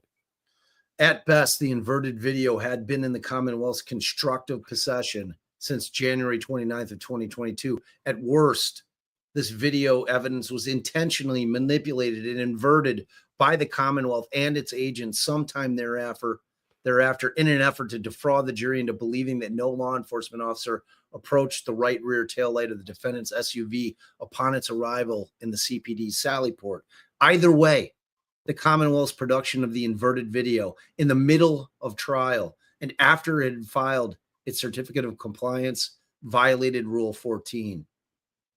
2, the Commonwealth violated Rule 14 and Brady by withholding exculpatory impeachment evidence establishing Higgins was speaking to some unidentified individual on the phone at the Canton Police Department at 1:34 a.m. on January 29, 2022. After trial in this matter on October 10, 2024, the Commonwealth produced previously withheld video. God, this pisses me off. The Commonwealth, like the shit that they're producing after the fact is disgusting. Right. Anybody who thinks that the government's allowed to act like this or should be allowed to act like this, you don't understand the Constitution of the United States. You don't understand what due process is. But it seems that none of the whoever's going judges to apologize for this shit can go fuck themselves. This is like inexplicable to me. This is like the inverted video. Like you've been outraged about the inverted video since the moment you laid eyes on it. It is such a fraud. Everyone has. If you had, I'm just telling you, if a defense attorney did this shit, they'd be disbarred. They wouldn't be sitting in that courtroom right now. They'd be disbarred. No way in hell. You saw how shaky she was over the possibility that something was misstated. If the shaking was anger and not excitement. So after trial in this matter on October 10, 2024, the Commonwealth produced previously withheld video surveillance from the CPD's church side exterior and rear lot cameras, which show inter alia Higgins arrives in the parking lot of the CPD at 1:26 a.m., enter the CPD, and, emphasis added, speak to some unidentified individuals on the phone as he's leaving the CPD at 1:34 a.m., Exhibit 1. The Commonwealth, namely ADA Lally and ADA McLaughlin, suppressed exculpatory impeachment evidence. Comma, redaction. Any evidence which, quote, tends to impeach the credibility of a key prosecution witness is clearly exculpatory. Commonwealth v. Harwood, quoting Commonwealth v. Neal. This exculpatory video surveillance footage was in the Commonwealth custody and control since January 29, 2022, and at the time of trial was in ADA Lally and ADA McLaughlin's actual possession. And we know this to be true. We all know it. It's an undeniable fact because the Commonwealth is saying that the video was overwritten 30 days later. So there is no question, no doubt that an agent of the Commonwealth had this in their possession. No question. It's unrefutable and unrefuted. Okay, this exculpatory video surveillance footage was in the Commonwealth's custody and control since January 29, 2022, and at the time of trial was in ADA Lally and McLaughlin's actual possession. By withholding this exculpatory evidence and failing to produce this information until after trial, Lally and McLaughlin violated Miss Reed's constitutional rights as set forth in Brady and its progeny, citing the rule as well, mandating disclosure of exculpatory evidence.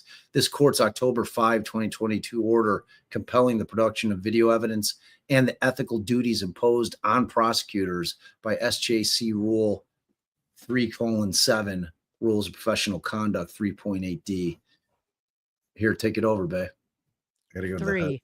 The Commonwealth violated Rule 14 and Brady by withholding exculpatory video surveillance footage establishing that an unidentified person had unfettered access to Miss Reed's right rear tail light of the SUV immediately after its arrival in the Canton Sallyport garage. Just last month, on January 28, 2025, the Commonwealth provided additional CPD surveillance footage from January 29, 2022, this time from an exterior camera depicting Miss Reed's SUV as it was driven into the CPD Sallyport garage, Exhibit M. This camera angle should have had a clear and unobstructed view of Miss Reed's taillight as it was driven into the Canton Sallyport garage. However, yet again, the footage is too blurry and grainy to make out the condition of the taillight. Italicized. Notwithstanding that fact, the footage is exculpatory and shows an individual approach the right rear taillight of Miss Reed's SUV immediately after the vehicle is brought into the Sallyport and then exit shortly thereafter. This video footage has been in the Commonwealth's possession since January 29, 2022, and was withheld from the defense for 3 years and only produced after trial in this matter. This video surveillance footage directly contradicts Sergeant Buchanek's. Wait, how do you say it again? Bukkake. No, don't say that for the. Darren's got to find that. Is it Buchanek? I forget the real way to pronounce it. Buchanek. Buchanek. Bukkake. Bukkake. Bukkake. Bukkake. Bukkake. Mandy loves. She loves the Bukkake sound bites for sure. Buchanek. Okay, Buchanek. Buchanek. All right. This video surveillance footage directly contradicts Sergeant Buchanek's false testimony at trial. Almost pulled a McCabe there, or who did that? All right. This video surveillance footage directly contradicts Sergeant Buchanek's false testimony at trial, in which he claimed that the video surveillance footage established that no one from law enforcement approached the right rear taillight of Miss Reed's vehicle.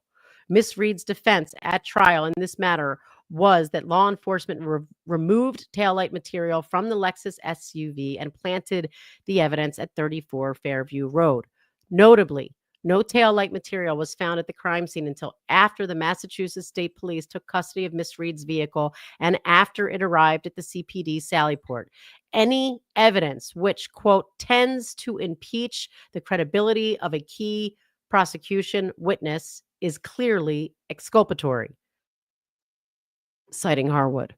As such, ADA Lally and ADA McLaughlin violated Miss Reed's constitutional rights as set forth in Brady v. Maryland and its progeny, Massachusetts Rule 14, mandating disclosure of exculpatory evidence. This court's October 5th, 2022 order compelling the production of video evidence and the ethical duties imposed on a prosecutor by Supreme Justice Court Rule 3.07, Rules of Rules of Professional Code 3.8D, by withholding this video surveillance footage from the defense at trial. Yes, it did. 4, the Commonwealth failed to preserve exculpatory evidence in violation of a court order. The CPD and the Norfolk County District Attorney's Office failed to preserve material and exculpatory surveillance footage and associated logs in violation of the Stoughton District Court's February 2nd, 2022 preservation order and this court's October 5th, 2022 order compelling the discovery of all videos in the Commonwealth's possession and related metadata. Now, that footage would not have been overwritten come the February 2nd, 2022 order, although obviously it would have come the October 5th order. Moreover, the metadata and log files underpinning the CPD's surveillance footage from January 29, 2022 are clearly exculpatory, and thus the Commonwealth had a constitutional and statutory obligation to preserve the original surveillance footage from the CPD in its entirety. To be clear, the condition of the right rear taillight of the SUV at the time it entered law enforcement's custody is perhaps one of the most critical and highly contested issues in this case. The footage that has been produced by the Commonwealth is rife with issues that call into question the accuracy and forensic visibility of the CPD's video surveillance footage obtained from the Sallyport on January 29, 2022. The Commonwealth has produced numerous video files without any way to verify their authenticity. These video files include a file capturing the interior of the Sallyport garage with a 42-minute gap missing in the precise time that the feed would have showed an unobstructed view of the right rear taillight of Mrs. Reed's 6,000-pound SUV as it entered the CPD Sallyport garage, in spite of the fact that the Commonwealth claims the video surveillance feed is motion activated. The mid-trial production of an inverted video produced by the CPD is an attempt to save face for the gap in the footage, which improperly depicts right as left and left as right and falsely suggests that no one from law enforcement approached the right rear taillight, and a blurred out video that obstructs what would otherwise be another clear view of the right rear tail light of the SUV as it entered the Sallyport garage on January 29, 2022. It is not a coincidence that none of the many cameras in the CPD's Sallyport garage captured the condition of the right rear tail light upon its arrival at the CPD and before the first pieces of tail light lens material were recovered by law enforcement at 34 Fairview Road. The fact that the Commonwealth and its agents, the CPD, failed to preserve the footage in a forensically sound way and allowed critical evidence to be destroyed is not a coincidence and goes to the heart of Miss Reed's defense and the credibility of some of the Commonwealth's most central witnesses. Now, I just want to ask a question here. Whatever happened, and why is it not mentioned again, about the cameras from Officer O'Keefe's house? The one where she's backing out and she bumps the vehicle. No. The one that they said that they didn't have, and then there was a piece on one of the officers, like, recorded it with their cell phone, but then it disappeared. Like, no, I'm sorry. Someone said he observed it, the one before that would have showed the condition of the taillight when she came back, I think. That someone said he wrote a report about watching the video, and then it was gone. And the only people with access to his phone was CPD. Yeah, I know what you're talking about. Like, what is your question? Like, where is that? Yeah, it seems like that must have gotten explained to them in some way or another, that it's not, like that there was some other explanation for all that, or you'd think it would most assuredly definitely be in here. It's of the same, it's of the same level. Right. All right, moving on. Even if ADA Lally was not actually aware of the footage, a reasonable prosecutor exercising due diligence would have been aware ADA Lally had an ethical, statutory, and constitutional obligation to obtain this footage. And they quote reporters' notes to Massachusetts Rules of Criminal Procedure 14, cite several other Commonwealth cases, as well as United States Supreme Court case of Kyles versus Whitley, for the proposition that evidence in the possession of the police is Brady material, even if the prosecutor is unaware of it. So the prosecutor has a constitutional duty of inquiry. Following the February 2nd, 2022 preservation order, ADA Lally should have, and a diligent prosecutor would have, promptly notified CPD to preserve any existing footage and inquired about whether the DVR system overwrites or deletes old data. The certificate of compliance ADA Lally signed and filed with this court specifically includes a representation that the prosecutor made a, quote, reasonable inquiry, end quote, to disclose and make available all discoverable evidence. ADA Lally did anything but, and the Commonwealth is responsible for the resulting loss of this critical exculpatory evidence, which cannot be cured short of dismissal of the case.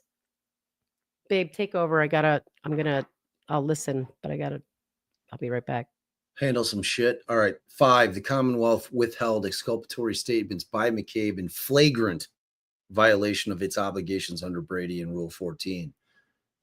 The Commonwealth withheld the May 10th, 2024 exculpatory statement of McCabe, in which she denied traveling to the personal residence of the first responding officer, Sergeant Lank, on January 30th, 2022, the day after O'Keefe's death, and then claimed that she went there with Kerry Roberts to, quote, pick up Roberts' daughter.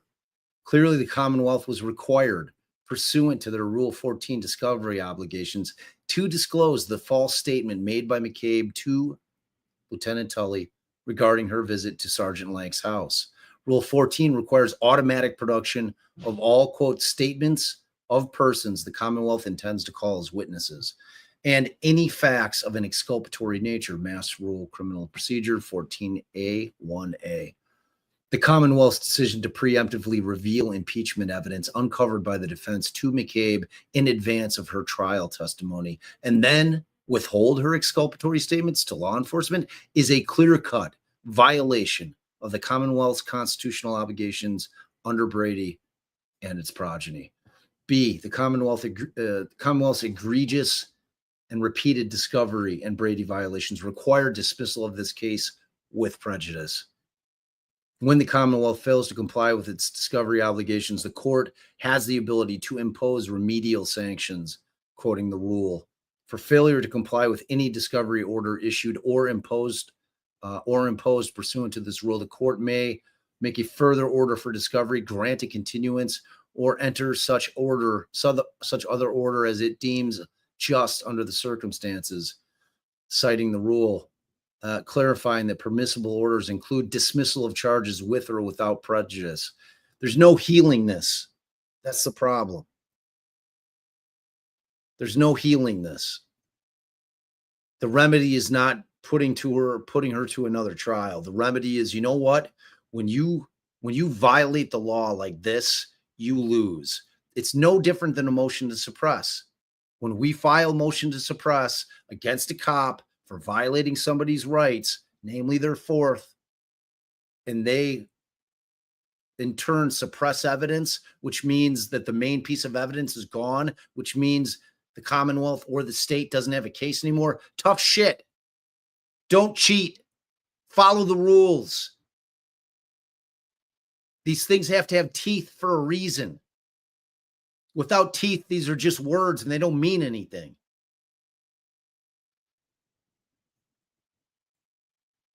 Such remedies can include the exclusion of evidence, Commonwealth v. Sanford, and even dismissal of the criminal charge, Commonwealth v. Kronk, quoting Commonwealth v. Duzanis. Also Commonwealth v. Dilworth. There is no question that on the failure of the Commonwealth to comply with a lawful discovery order, a judge may impose appropriate sanctions, which may include dismissal of the criminal charges. It's a big thing. It is. It's a big ask. But you know what? in this situation with this kind of misconduct, it's exactly what needs to happen. If you don't punish them with a drastic remedy like this, they ain't feeling it. They have to feel it. The only way it's effective, the only way that we as defense attorneys can protect us is by having these motions that we file actually work and have them have teeth so that the government quits doing the shit that they're doing. That's the concept of it. That's why you should all love defense attorneys. Forget this bullshit. Oh, they're getting bad guys. Oh, bullshit. What we're doing is protecting your rights against these people, against that entity, the government. Do you guys understand that? I know that the people on my channel all the time know it because I beat it into your heads.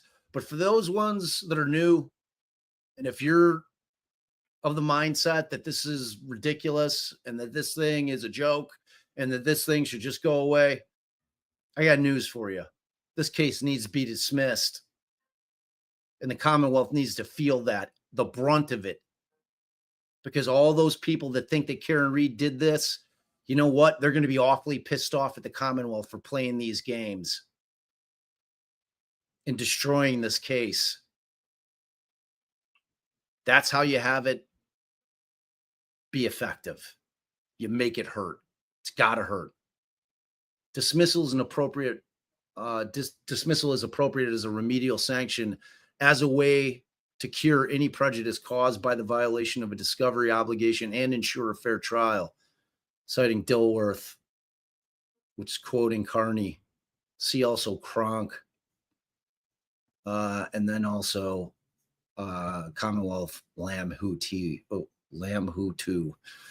Such a drastic remedy would be appropriate where failure to comply with discovery procedures results in the irredeemable harm to a defendant that prevents the possibility of a fair trial. The Supreme Judicial Court has, quote, identified two parallel legal principles governing when dismissal might be necessary, balancing the rights of the defendants against the necessity for preserving society's interest in the administration of justice. That's what we're talking about. Society's interest in the administration of justice. That means you, folks. That's you. You should care about what's going on in our courts of law in this country. This case just happens to have a huge spotlight on it. And thank God it does.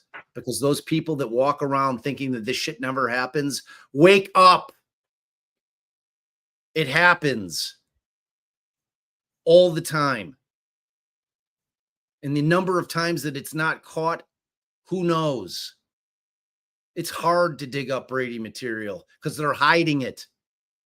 We can't go into their office and dig through their files. We got to fall into it or have somebody come forward. It's how it happens. When the truth moves behind the concept of getting convictions, of winning, you've got a problem. And that's what it is for prosecutors in this country. It is an elected position. They are elected. It is a political position. Politics are involved. When you hear prosecutors out campaigning during election season and they're talking about their conviction rate, think about this. It's supposed to be about getting to the truth, not about convicting people. Because if you got the evidence, you know what? You're going to get the conviction. First, where the prosecutor fails to disclose evidence the defendant is entitled to receive and the defendant is prejudiced by the failure to disclose a motion to dismiss should be allowed when the defendant can make a showing of irremediable, what is that word? Irremediable harm. That's an old-timey phrase. Irremediable, you can't mediate it or remediate it. So irremediable harm to the defendant's opportunity to obtain a fair trial. Oh, I think I already read that shit anyway. I think I said remedial the first time. Alternatively, prosecutorial misconduct that is egregious, deliberate, and intentional, or that results in a violation of the constitutional rights may give rise to presumptive prejudice In such circumstances, dismissal would be appropriate if needed, quote, to create a climate adverse to repetition of that misconduct that would not otherwise exist. I'm going to read that again because it's exactly what I was just saying. In such circumstances, dismissal would be appropriate if needed to, quote, create a climate adverse to repetition of that misconduct that would not otherwise exist. Citing Bridgman, quoting Commonwealth v. Lewin. 1. Dismissal is the only appropriate remedy for the Commonwealth's egregious and repeated non-compliance with its discovery obligations. Given the extreme governmental misconduct in this case and the irreparable nature of the harm to Ms. Reed as a result, dismissal is appropriate and necessary under both legal principles outlined by the Supreme Judicial Court. A, the Commonwealth has failed to disclose evidence that it was obligated to disclose to Ms. Reed, which severely prejudiced her, such that a fair trial is quite simply not possible. Here, Ms. Reed has been irreparably prejudiced by the Commonwealth's discovery violations in this case. The first trial resulted in a hung jury precisely because this was a close case.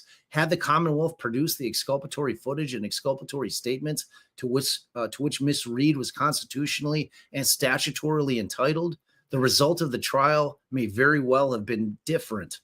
Instead, the Commonwealth engaged in repeated instances of withholding exculpatory information from the defense in a concerted effort to undermine the defense's ability to effectively confront and cross-examine the Commonwealth's seminal witness in this case, including Sergeant Buchanan, McCabe, and Higgins. See the U.S. Constitution, Amendment 6, Confrontation Clause, y'all. Moreover, the Commonwealth's continued piecemeal production of exculpatory video footage, which has, by definition, been in the Commonwealth's possession since January 29th of 22, is a flagrant violation of the Commonwealth's constitutional and statutory obligations under Rule 14 and Brady. It is well established that the suppression by the prosecution of evidence favorable to an accused upon request violates due process where the evidence is material either to guilt or punishment, irrespective of the good faith or bad faith of the prosecution, Brady v. Maryland. The Commonwealth may not withhold such evidence from the defense. To do so is not only a discovery violation under Rule 14, but a constitutional violation. See the rule and the Sixth Amendment, U.S. Constitution, 14th Amendment, Article 12 of the Declaration of Rights of Massachusetts Constitution. Furthermore, the Commonwealth's gamesmanship in withholding the exculpatory video surveillance footage from the CPD and failing to properly preserve this exculpatory evidence has irreparably harmed Ms. Reed. To this day, the Commonwealth has not produced all of the video surveillance footage recorded at the CPD on January 29th of 2022. Numerous camera angles and large swaths of time are missing. As a result of the Commonwealth's failure to appropriately image and preserve this evidence, video surveillance footage, which should have captured the condition of Miss Reed's right rear tail light at the time it was taken into police custody from multiple camera angles at multiple angles, has now been destroyed forever. Absent the destruction of this evidence, see that this is that destruction of evidence stuff. I know, but okay, so here's my problem. And Bob knew where I was going with this. And for those of you who followed the Richard Allen case closely, you'll recall that the defense filed a motion to dismiss for destruction of potentially exculpatory material. Now, that is a separate ground, a separate legal basis, a separate claim than extraordinary governmental misconduct. But what you need to see when you're raising separate claims is separate legal analysis to support each claim. So you would need a whole legal analysis of the destruction of potentially exculpatory evidence standard and what's required for it and what needs to be proved. And that wasn't done here.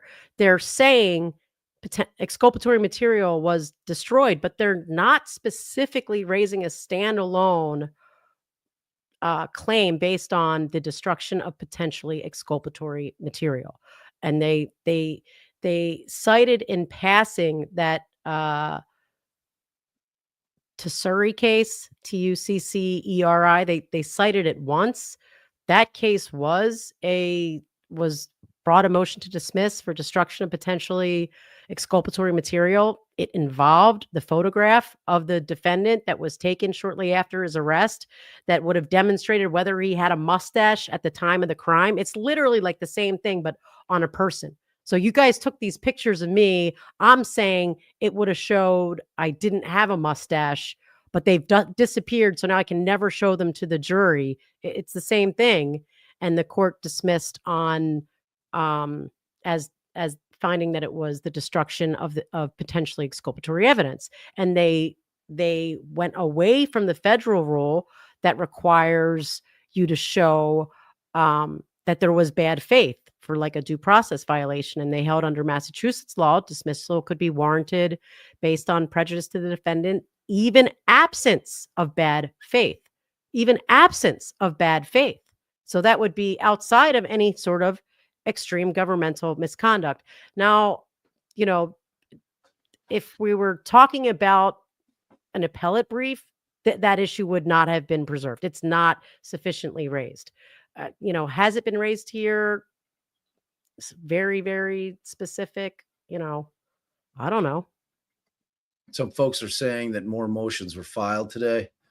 Tracy's been sending me Karen Reed motions all day, so I'll have to look through them. I don't know. Trace, maybe take another look. I didn't see anything that was prepped by Yannetti.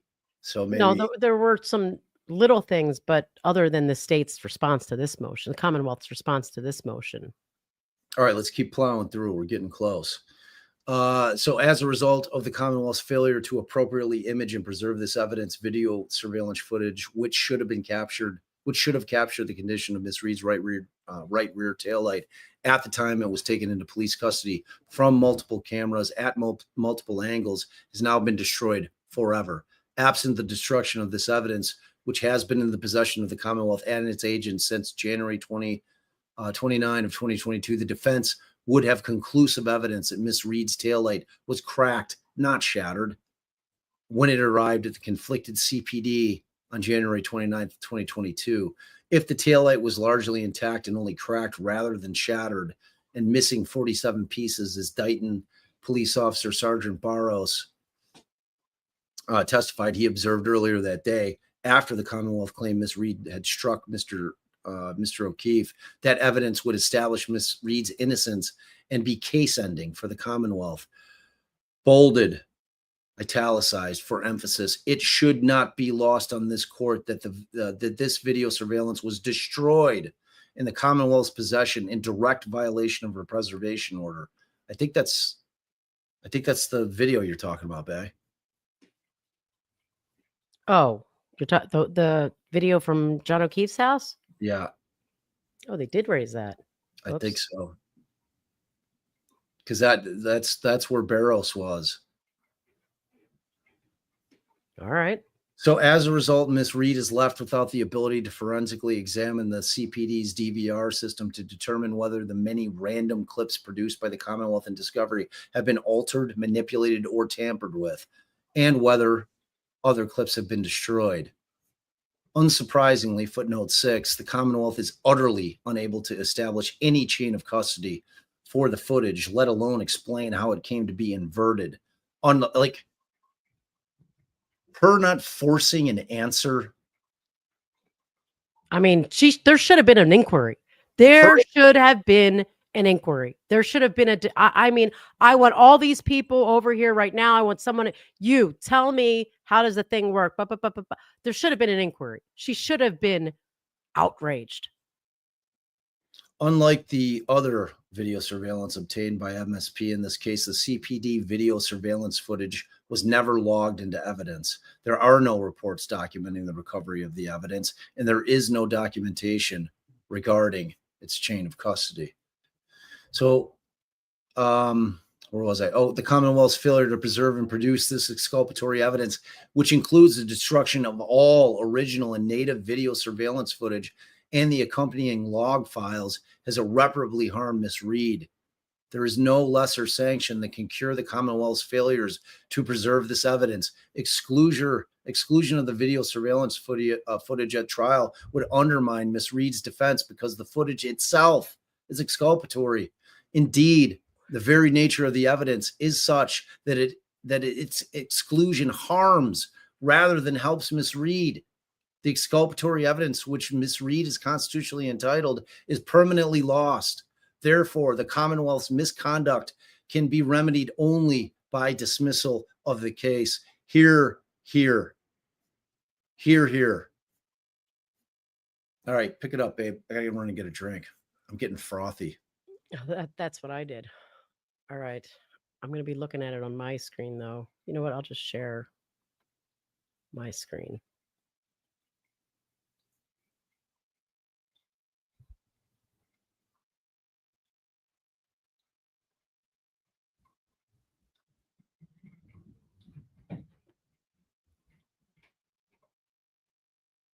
Am I not on the right page? No. Sorry, guys.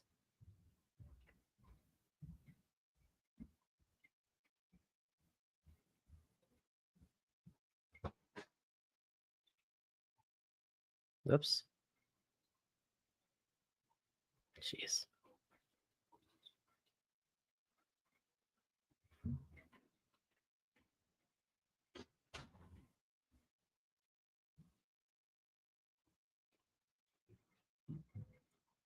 So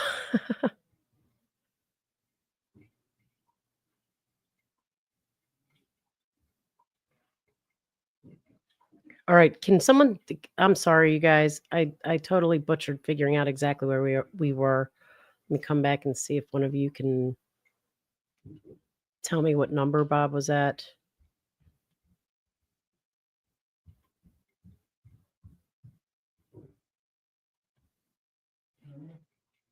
Let's see.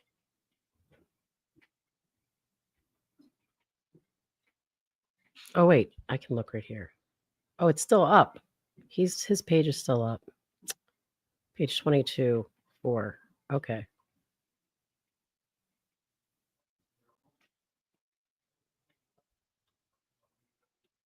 Hey.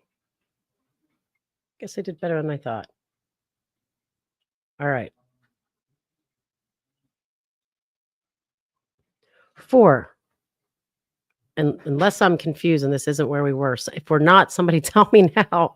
But the Commonwealth failed to preserve exculpatory evidence in violation of the court order. I'm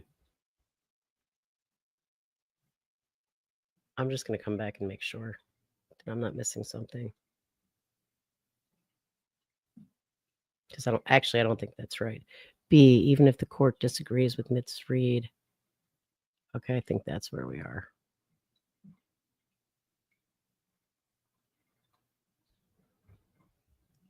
All right, this is, I think, where we were. Even if this court disagrees with Ms. Reed has been, all right, so page 29. Sorry, guys. Page 29.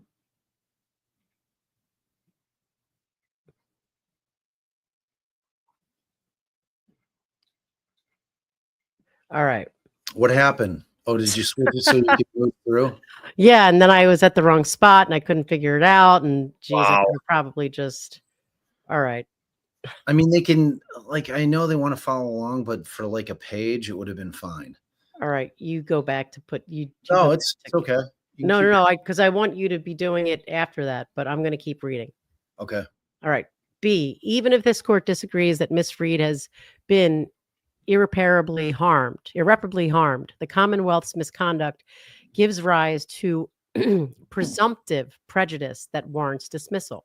The misconduct by the Commonwealth in this case was egregious, deliberate, and intentional. There were not innocent mistakes. These were not innocent mistakes. The repeated and flagrant discovery violations engaged in by the Commonwealth and its agents were intentional and designed to bring about a wrongful conviction. Here, at trial, ADA Lally, the Commonwealth, and its agents intentionally withheld video surveillance footage from January 29th, 2022. The Commonwealth sprung inverted surveillance footage on the defense in the middle of trial in violation of Rule 14, as well as its certificate of compliance. And then it compounded the violations by attempting to perpetrate a fraud on this court and the jury by knowingly eliciting false information from Sergeant Buchanek. On direct examination, the Commonwealth violated the ethical prohibition against presenting knowingly false evidence to the trier of fact. The inverted footage of Miss Reed's vehicle from this interior Sallyport camera was an unquestionably a false account of the true facts. And the Commonwealth passed it off as an accurate depiction of the SUV when it arrived at the CPD on January 29, 2022, and that, quote, as seen in the video, end quote, no law enforcement officer approached the right rear taillight. Exhibit I. The Commonwealth's deliberate attempt to use discovery violations to its advantage in an effort to perpetrate a fraud on the jury is the precise type of conduct that requires dismissal. And maybe you could cite that case I spoke of earlier. Moving on. Moreover, ADA Lally and ADA McLaughlin were caught withholding exculpatory information from the defense at the first trial. The Commonwealth's underhanded decision to surreptitiously reveal impeachment evidence to McCabe in advance of her trial testimony and then withhold her exculpatory statements to law enforcement is a gross violation of the Commonwealth's constitutional obligations under Brady and its progeny. Even after trial, ADA Brennan located exculpatory video surveillance footage, which was withheld from the defense at the first trial, and established that Higgins made a phone call at 1:34 a.m. outside of the CPD. This exculpatory impeachment material was never turned over to the defense. Redaction, mid-sentence.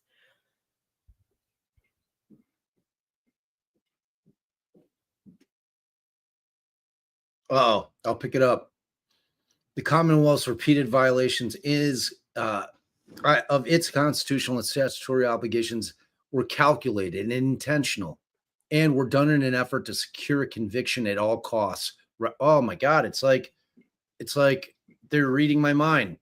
I didn't read this ahead of time. Allison did. Let's read that again. The Commonwealth's repeated violations of its constitutional and statutory obligations were calculated and intentional, and were done in an effort to secure a conviction at all costs rather than pursue the truth. Indeed, as discussed above, the Commonwealth's misconduct has resulted in a violation of Miss Reed's constitutional rights so as to give rise to presumptive prejudice. The discovery violations in this case constitute a Brady violation and thus violate Miss Reed's due process rights. See Brady.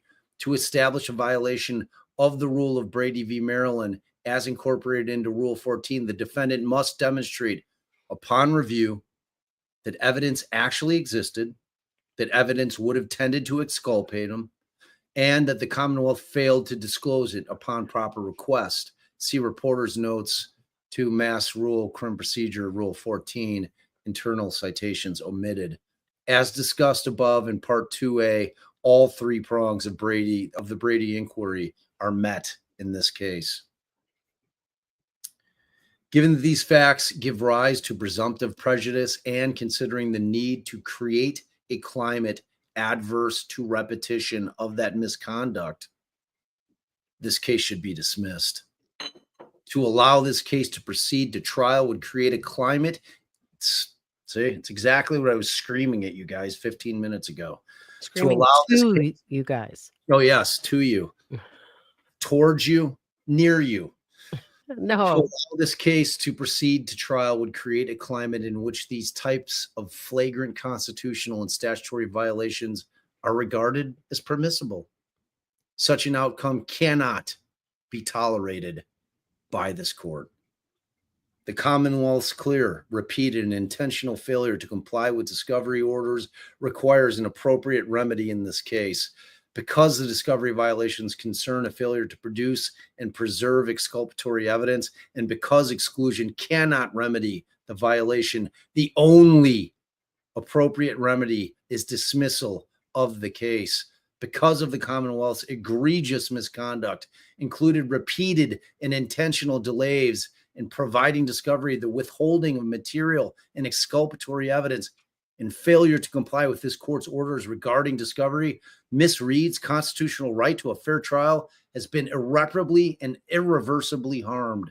No proceeding against her can satisfy the constitutional requirements of a fair trial. The defendant therefore respectfully requests this honorable court to order that the case be dismissed with prejudice. Dismissal is the only appropriate remedy for the violation of Ms. Reed's Sixth Amendment right to a trial by an impartial jury. Additionally, dismissal of this case is also required to remedy the violation of Ms. Reed's Sixth Amendment right to impartial jury. Redactions, huge redactions. Notably, a juror may never be dismissed because of their views on the case or for reasons having to do with their relationship with other jurors. Instead, jurors may only be dismissed for reasons personal to the juror that have nothing to do with those views on the case or relationships with the other jurors. I want to pause here because this to me seems like a new issue that we didn't know about. Am I crazy? I think I knew about it. I think this is regarding a alternate juror that was wearing pink, and pink was Karen's color.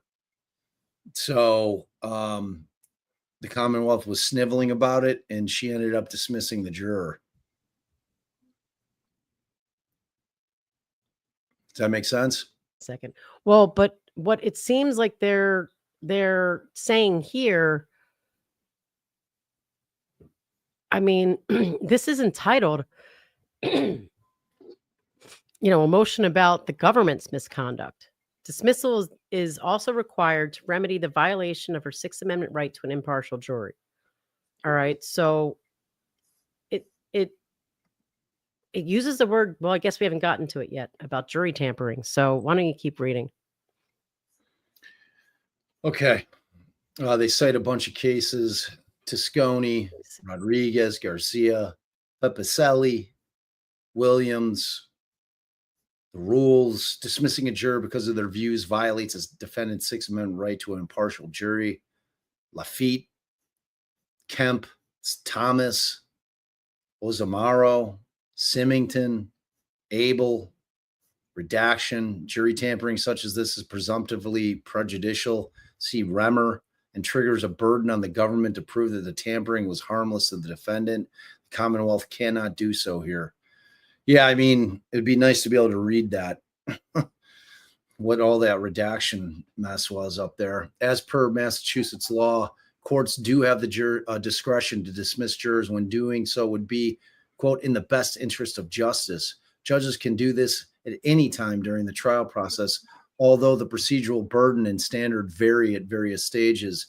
Post-impanelment but pre-deliberation, if a judge is alerted to potential misconduct of or affecting the jurors, the judge first, quote, determines whether the material raises a serious question of possible prejudice. Tennyson, quoting Jackson. If she so determines, she must then hold a hearing to inquire further into the alleged misconduct.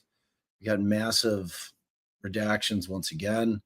Ultimately, Ms. Reed's Sixth Amendment right to an impartial jury entitles her to certain procedural protections when it comes to dismissal of jurors.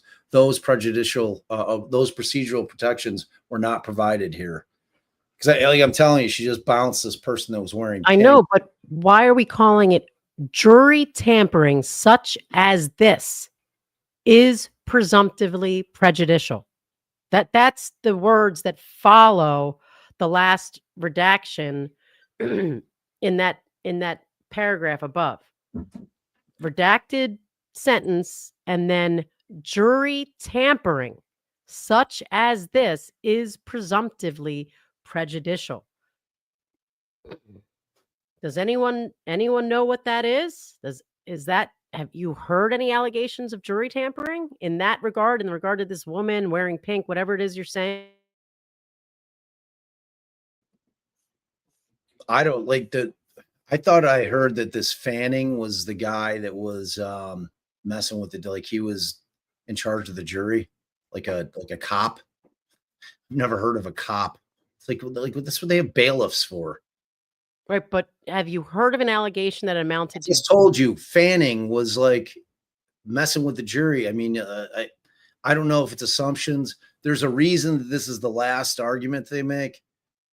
It's the weakest of the bunch in terms of, I mean, I'm not going Fanning to says because Fanning tampered with the jury by telling false claims to the judge. Ah, okay. So they tampered with the jury by saying things to the judge that made her do the things she did. All right. Okay. I see the connection there. All right. I thought they were making a more like direct,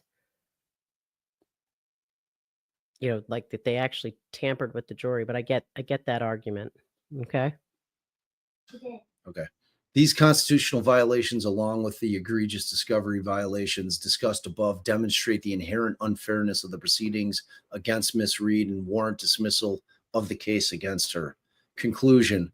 For the reasons above, Miss Reed respectfully requests that this honorable court be an honorable court, Judge Cannoni, grant the defendant's motion to dismiss for extraordinary governmental misconduct with prejudice. Although dismissal is required and appropriate under the circumstances, in the alternative, the defense seeks and is entitled to an evidentiary hearing on these issues attendant to the Brady violations and juror interference. That evidentiary hearing will require testimony from a number of witnesses, including but not limited to ADA Lally, ADA McLaughlin, ADA Brennan, Lieutenant Tully, Chief Rafferty, Trooper Proctor, Sergeant Buchanan, Colleen Crawford, other members of the CPD, and Lieutenant Fanning. All right. Ajax. They all signed it, all three of them. Yeah, Yannetti. Except Miss Little. Alessi, my guy. He stamped it. They used this little stamp. All right. So this is what I want to say, and we can put up any comments that were I want to dig right into Brennan's response. Well, before you do, I just want to give my legal yeah, and what my issue was, with the claim, and we made reference to it earlier that there is not a specific ground listed for the destruction of potentially exculpatory evidence. Now, I do think that Brady has been set out enough. So, these are separate grounds that should be specifically raised separately and specifically raised with legal support. For example, let's not even talk about, governmental misconduct, but like a Brady violation for failing to disclose exculpatory evidence that was destroyed should be considered a separate legal ground from the destruction of potentially exculpatory evidence. Each claim involves a distinct legal principle and should be separately raised with specific legal support. And that's not what they did here when it comes to the destruction of potentially exculpatory evidence. And that's what I see as a potential oversight on the part of the defense. You've got to give the judge other grounds. Now, for example, a Brady violation requires that you show that the prosecution fails to disclose evidence that is favorable to the defense and material to the outcome of the case. So, and obviously that's grounded under Brady, and also Massachusetts law that's been set forth as well. And they emphasize that the prosecution must disclose anything that will materially aid the defense, regardless of whether the failure to disclose was intentional or inadvertent. But when you're talking about destroyed evidence, a Brady claim would focus on whether the prosecution had knowledge of the evidence's exculpatory nature and failed to disclose it to the defense before its destruction. Now, sure, you can say that here, that they did say that here. The prosecution had to know, the damn thing's inverted. It all speaks to that. But technically, a destruction of potentially exculpatory evidence would be analyzed under a different framework, and it would focus on the Commonwealth's duty to preserve evidence and the impact on the defendant's ability to have a fair trial. So the the distinction is that a claim for destruction of evidence addresses the loss of evidence that may or may not have been exculpatory. And then there's like a balancing test. So I just think that, given the distinctions of, extraordinary governmental misconduct, of a Brady violation, and of a destruction of evidence claim, they should have been separately raised with specific legal support outlined for each. Now, that's what I don't see the argument of a potentially exculpatory evidence, destruction of potentially exculpatory evidence, fleshed out as it could be. Now they can compensate for that in their oral arguments, at least raise it. You've got to raise it in the lower court before it goes to, an appellate court. So, you've got due process violation, prejudice, failure to meet your discovery obligations, and then, how it would have impacted the jury's deliberation, and it would have been a real factor in jury deliberations. And that's all the things that they argued in that Tucceri case, Commonwealth versus Tucceri, Tucceri, which the first thing I did when I got this was search to see if they mentioned that case in the defense's motion, and it was mentioned once, just to say this is a quote from that case. It was not analyzed. It's not considered raised when it's done like that. So to me, they missed another opportunity here. I think they put enough in. I hear what you're saying. And they may have put enough in, but that doesn't mean you miss an opportunity to put in something that, just in case the judge says, well, the prosecution didn't know it was, exculpatory. You've got to put in the hat a potentially exculpatory evidence, potentially exculpatory. And the standard they have to show there is that, there's a strong probability that it would have done something. I mean, it's just a different burden. You don't have to show as much. Yeah. All right. Do you want to kick it over to Brennan's shit? Yeah, I mean, I don't know if maybe you should take a moment and thank some people. You got a lot of people to thank. So, well, more importantly, I've got to do 2 wheels. So we've got the wheels going for a DD shirt. I think it's only fair because I put the goal at 20. I think we're probably at 40. I got a couple of Venmos as well, which I will obviously count. So I think it's only fair that we'll do 2 separate wheels, 20 a piece on each wheel. I'm hoping maybe is Mandy still here? Or did she dip? Mandy, does that sound like a job that you want to do? You want to go to the wheel of names and start putting in all the names on 2 different wheels? It's outrageous, egregious, preposterous. It's definitely preposterous. So Proctor's hard time in the big house, thanks for your generosity, says that Fanning was in charge of getting Sandra Birchmore dismissed. It was part of this investigation, got in trouble for that supervision, that the jury 4-person was pro-Commonwealth and chosen by Bev and much more. So, all right.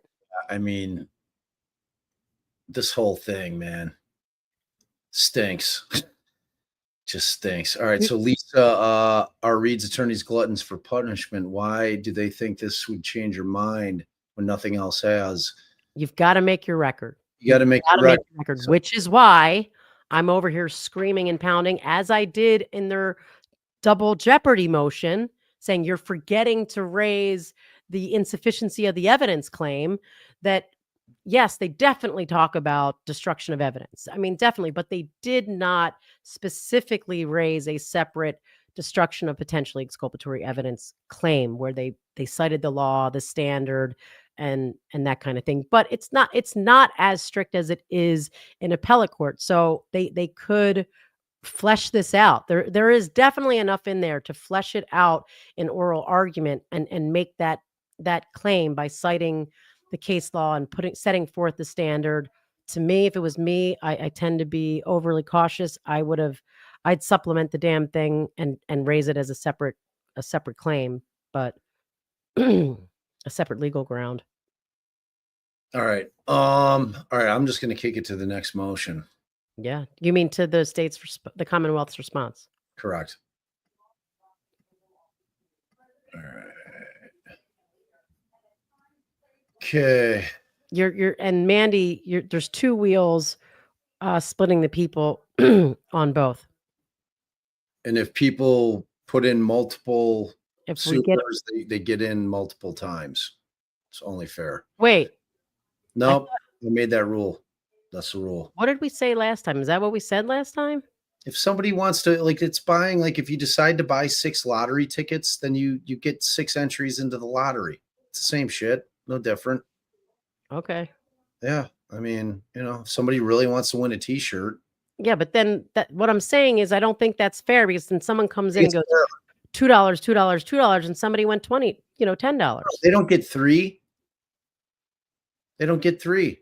I mean, if people decide to be more generous than the 5, which is the threshold to get in. Oh, okay. I get it.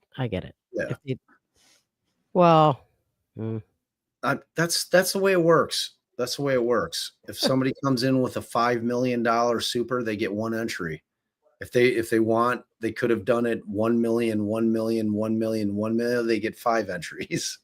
All right. Well, we're going to revisit this because last time I visited from the last time when you wouldn't let me put in multiple bids. And then I thought we told people moving forward, multiple bids always get in. That's exactly what we said.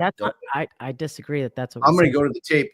Miss Court Reporter, could you read that back, please? We'll read it back after all these people are going. We're going to read it back when we're in bed tonight. He knows this. Oh, yeah. We'll read it back, baby. All right, let's go. Let's hear what Hanky has to say for himself.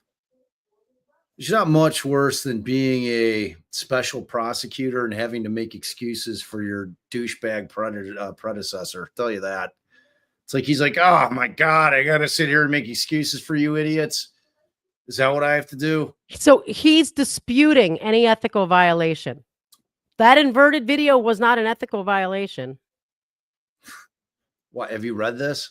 No, it's the first sentence right there. Oh, okay. All right, so now comes the Commonwealth in the above captioned matter and submits the following in opposition to the defendant's renewed claims that her indictment should be dismissed because of egregious governmental misconduct.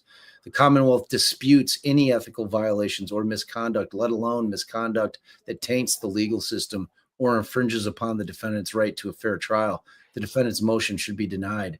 Like, when that's the shit, like I get that they have a job to do, but it's so disingenuous. Like how can you even write that shit? Again, if a defendant or their attorney pulled this shit at trial, the world would be coming to an end.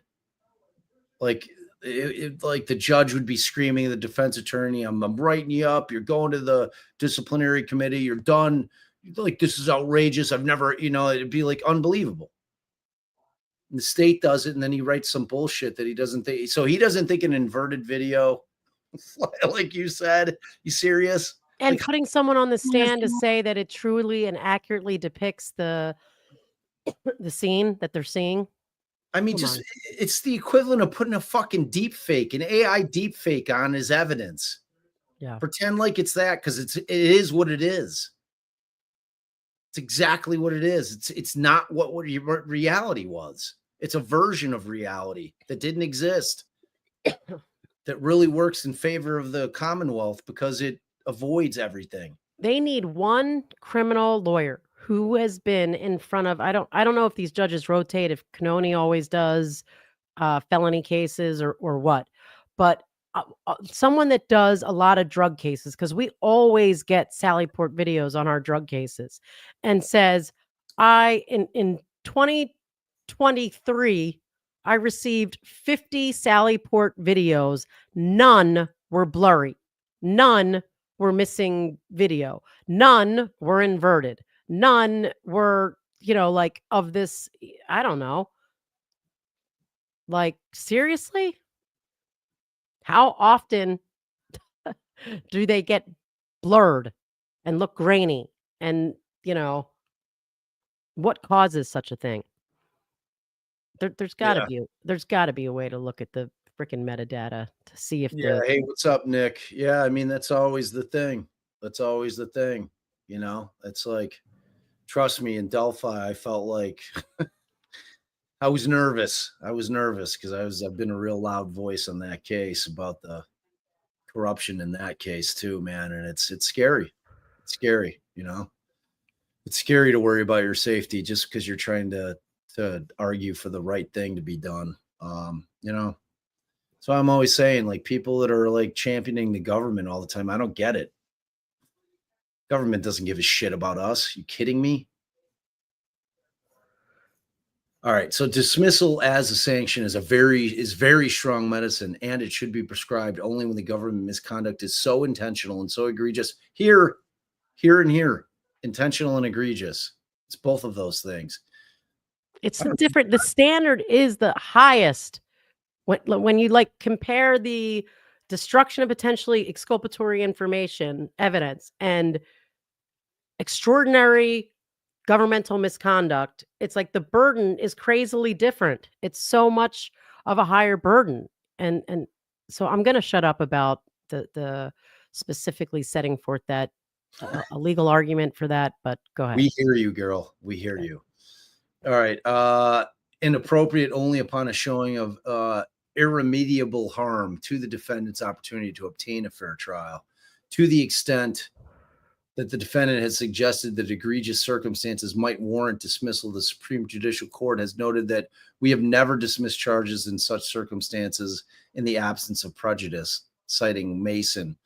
Judicial responses should be limited to truly remedial and not punitive measures. There is no remedy.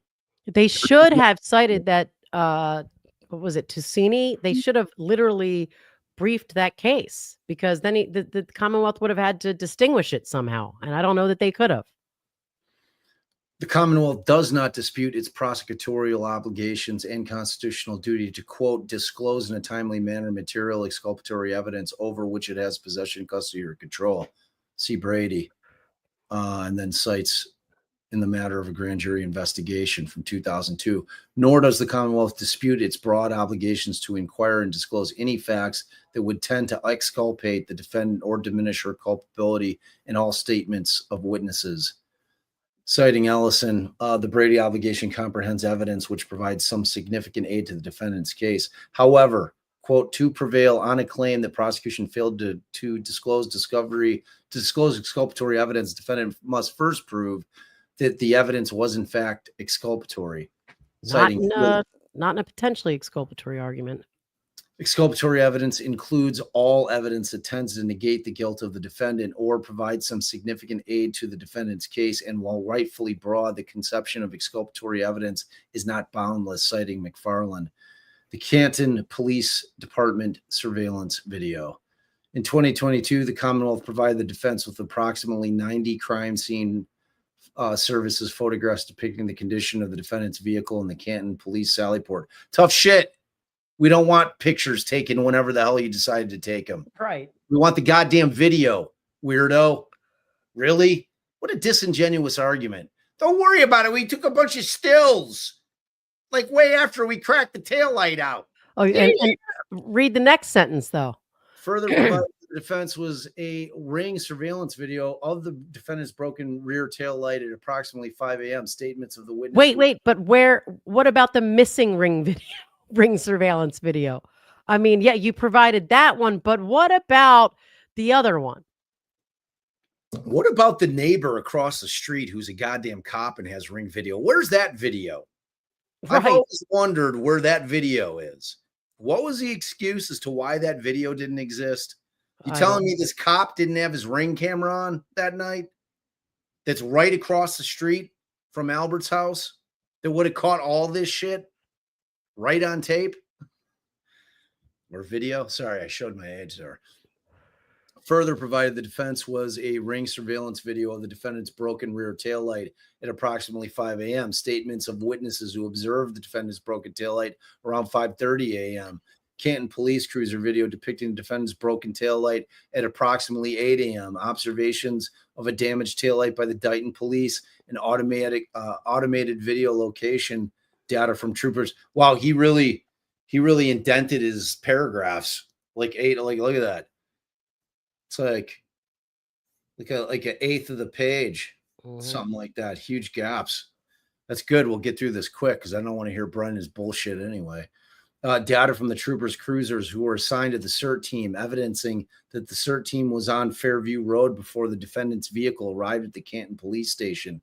Lieutenant Kevin O'Hara of the Massachusetts State Police CERT team testified at trial, and his automated vehicle locator, AVL, records confirm his arrival at 34 Fairview Road on January 29th at 4:56 p.m. Lieutenant O'Hara additionally testified that his arrival was preceded by one other trooper from his unit, Trooper Jason Busalil. I think that's it. Bosalil. Sounds right. At 4:55 p.m. No, wrong B. The defendant's vehicle arrived. She'll never miss an opportunity. Start at Lieutenant O'Hara testified. I'm not reading that Bosalil again. You're forgetting about the podcast. What do you mean? I just read it. Oh, you want to get rid of the bukkake? Yes. Oh, come on, dude. I mean, I don't know that people are as, have any idea what that even means. Everyone loves it because it's hilarious. All right. I mean, like Julie Nagel on the stand accidentally called him bukkake. It's hilarious. Bukkake. That's from the trial. All right. Just to make now they know. Now they know. So Lieutenant O'Hara additionally testified that his arrival was preceded by one other trooper from his unit, Trooper Jason Bosalil, at 4:54 p.m. The defendant's vehicle arrived on the back of a flatbed tow truck at the Canton Police Station at 5:30. The defendant also, none of this explains where the hell the video is, Brennan. No. I don't give a shit about the story of how the car got there. Where's the video? Why did they tender inverted video, Brennan? That's the only thing that you need to be talking about. That's it. No one gives a shit about any of this. The defendant also had repeatedly represented in the media and postured at trial that her taillight was broken at 5 a.m. by striking the victim's parked vehicle in the driveway of the victim's home. The Commonwealth has provided substantial evidence, including accident reconstruction video from its expert, Judd Welcher, demonstrating otherwise, beyond unsupported claims and vague innuendos, except I saw the tire move on John's vehicle when she bumped it. Beyond unsupported claims and vague innuendos, the defense struggles to establish how the condition of the defendant's broken taillight in the Canton Police Department, Sallyport, is in fact exculpatory or the most critical and highly contested issue in the case. Well, except there was a Commonwealth witness who specifically, explicitly, undeniably, unquestionably testified that that taillight was broken, but not completely shattered. That same cop where it says he said that there was a cop who noted a broken taillight. It's outrageous, egregious, preposterous. So the defense struggles to establish how the condition of the defendant's broken taillight in the Canton Police Department, Sallyport, is in fact exculpatory or the most critical or highly contested issue in the case. Despite claims to the contrary, the defense never filed a motion to preserve, or in its perpetually evolving theory of the case, did the defendant specifically request, prior to November of 2024, surveillance video from the Canton Police Station. Footnote 1.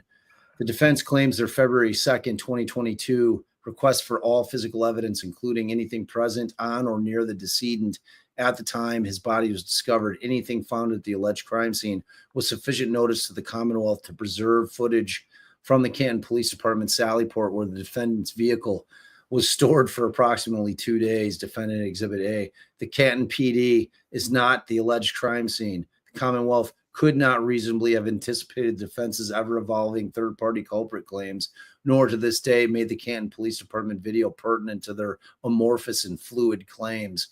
What a douchebag. Go back up. What a windbag. For what? That was footnote 1. That's it was the end of the sentence. Nevertheless, the trial prosecutor was not aware of the existence of the surveillance video in the Canton Police Department Sallyport until receiving the federal grand jury transcript of Massachusetts State Trooper Michael Proctor. Prior to that, the prosecutor had not been alerted to its existence by investigating officers. Promptly on October 4 of 2024, the Commonwealth provided the defendant with 9 surveillance videos in its possession, consisting of video footage of the main driveway of the Canton Police Station and video files entitled O'Keefe Sallyport 128:22, 12 a.m. to 2 a.m., O'Keefe Sallyport 129, and that's 12 a.m. to 5 p.m. Same at 5 p.m. to 12 a.m. Same on 1:30 of 2022. Same at 1:31 of 22, and then same at 12/1 or 2/1/2022, 12 a.m. to noon. Then again, Sallyport 12/1/22 at noon to 12 a.m. and then O'Keefe Sallyport 2/2 of 2022. Notably, the quality of the video is poor in certain portions. However, that is the condition it was recorded in and the condition in which it was received by the prosecutor. The Commonwealth has produced evidence that since January 22nd of 2022, the Sallyport camera was replaced due to its defective condition. Yeah, how convenient. How convenient.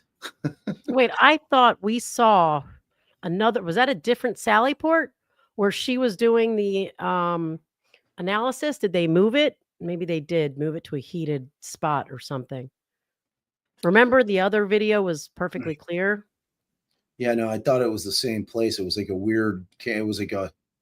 No, I think there might have been something about they wanted it, or maybe it was that place was heated. I don't know. If it was the same one, then it was working. And then I'd like to see what specific date that was replaced. And I want to see every freaking video that was turned over in Discovery to other people from January 2022 until it was replaced. Period. You tell him, babe. Because he just said, scroll up. Like they didn't find out about it until April 4th. And then does it say after that? Notably, the quality was poor.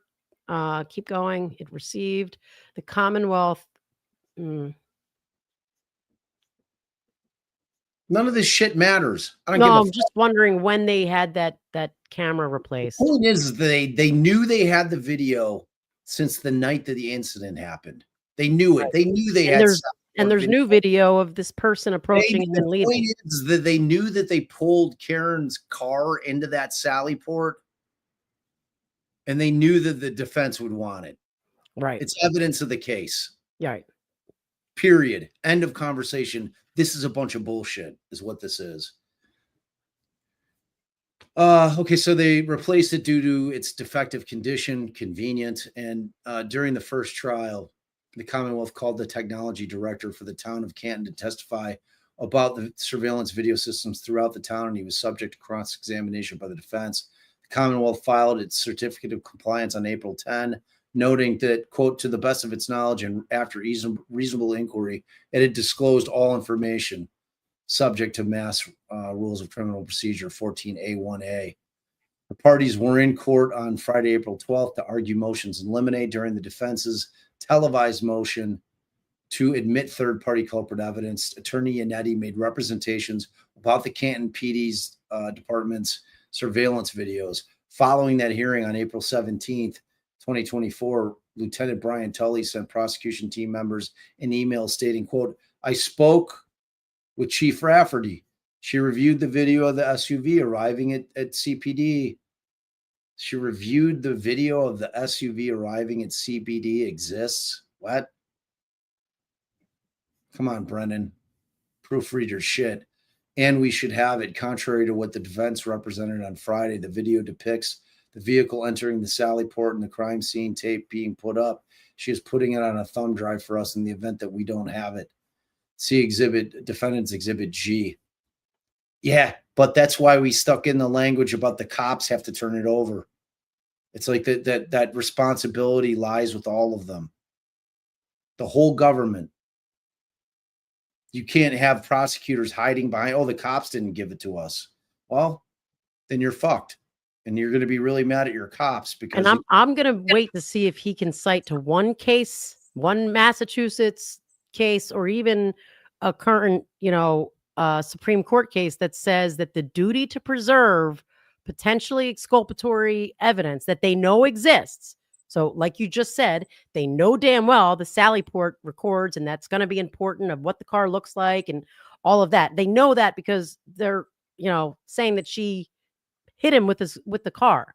So that they have to preserve that, whether or not there's a specific request. So I'd like to see if they tries to cite something that says that lack of specific request somehow alleviates their duty to preserve the evidence. We'll find out.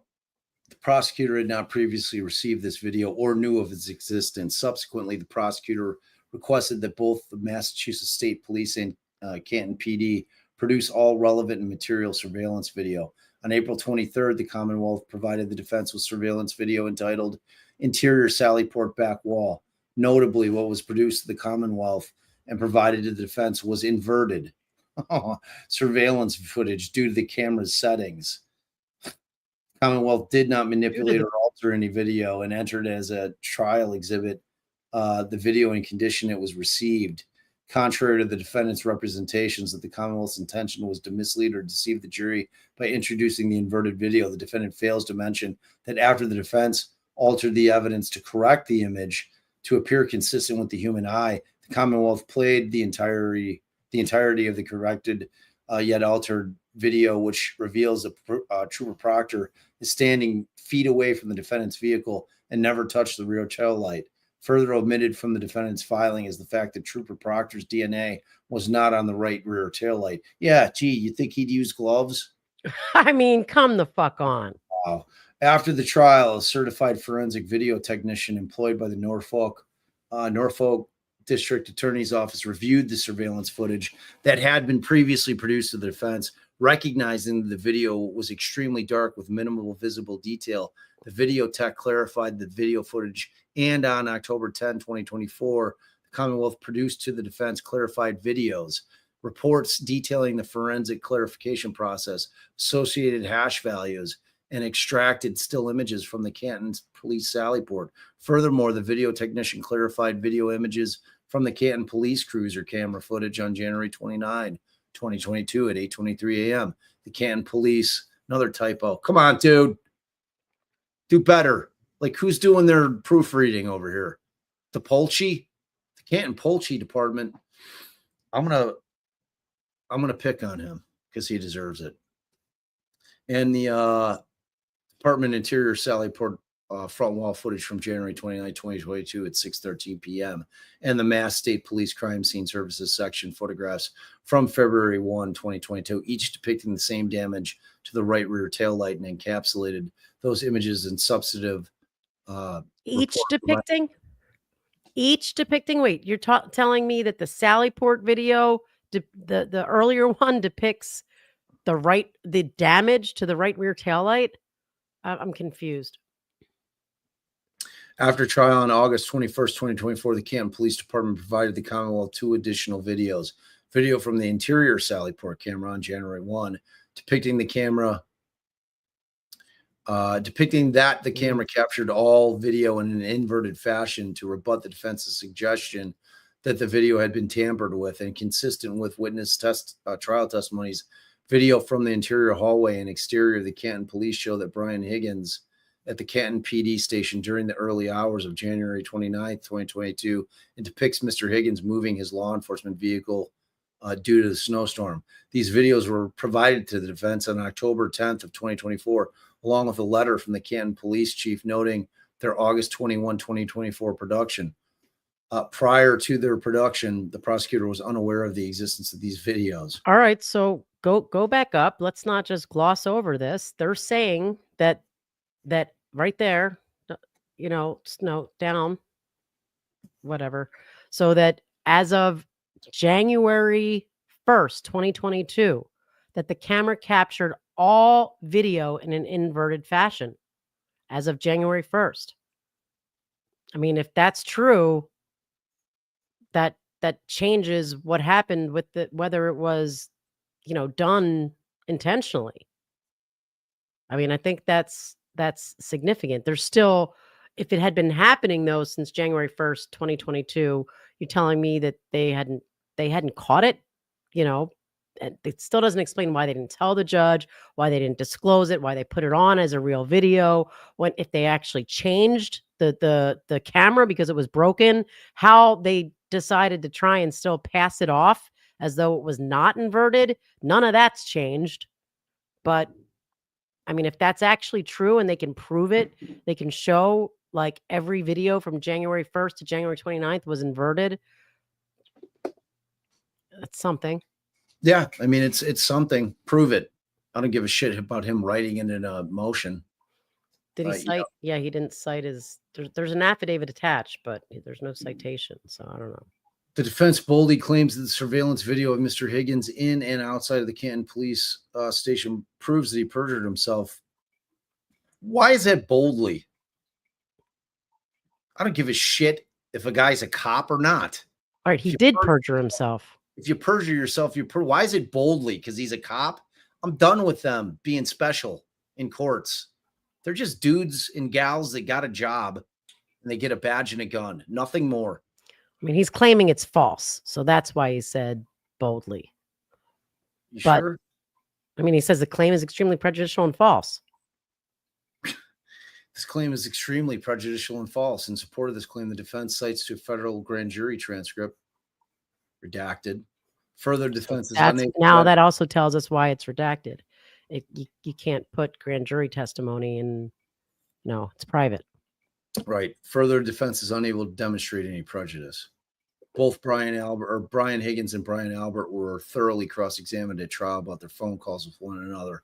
Additionally, the Commonwealth provided the defense with 167 pages of access card swipe records through the Canton PD on January 29th of 2022. Mr. Higgins was cross-examined about his movements through the Canton PD department on January 29th. Yeah, but not about the phone call he's making in the parking lot. Right.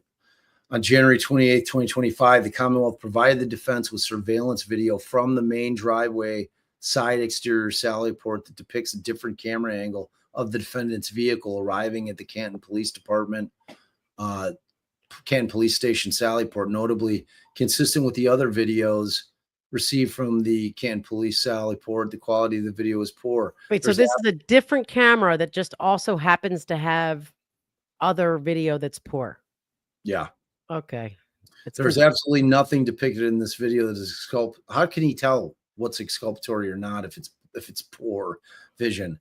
That is exculpatory or undermines the consistent evidence that the defendant's right taillight was broken, and pieces were missing prior to the vehicle being towed from Dighton. Prior to late January 2025, the prosecutors had never seen this video.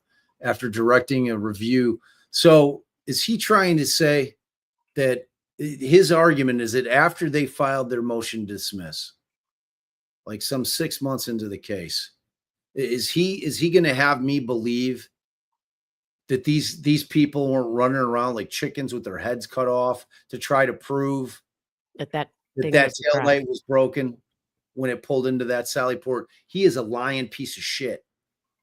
There is not a chance in hell.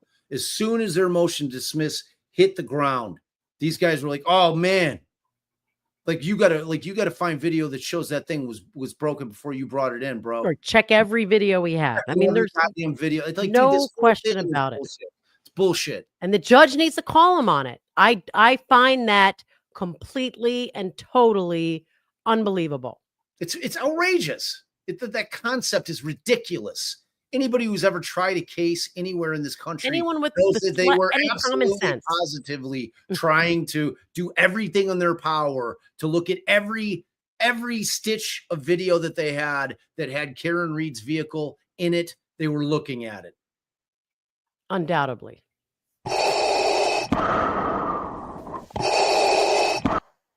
Is that my I should breathe reminder? Or is that the government is Vader? Oh. the evil empire. After inquiry, it was learned that an investigator obtained this video from the Canton PD in 2022, and it was placed in a physical case file and never provided the prosecutor or multimedia assistant for download. I want to note real quick that that last sentence above says, after directing a review of all physical and data files. So now, physical evidence does encompass video. Video was located. So now he knows what physical evidence is. Oh, he knows. All right. So after inquiry, it was learned that an investigator obtained this video from the Canton PD in 2022, and it was placed in a physical case file and never provided to the prosecutor or multimedia assistant for download.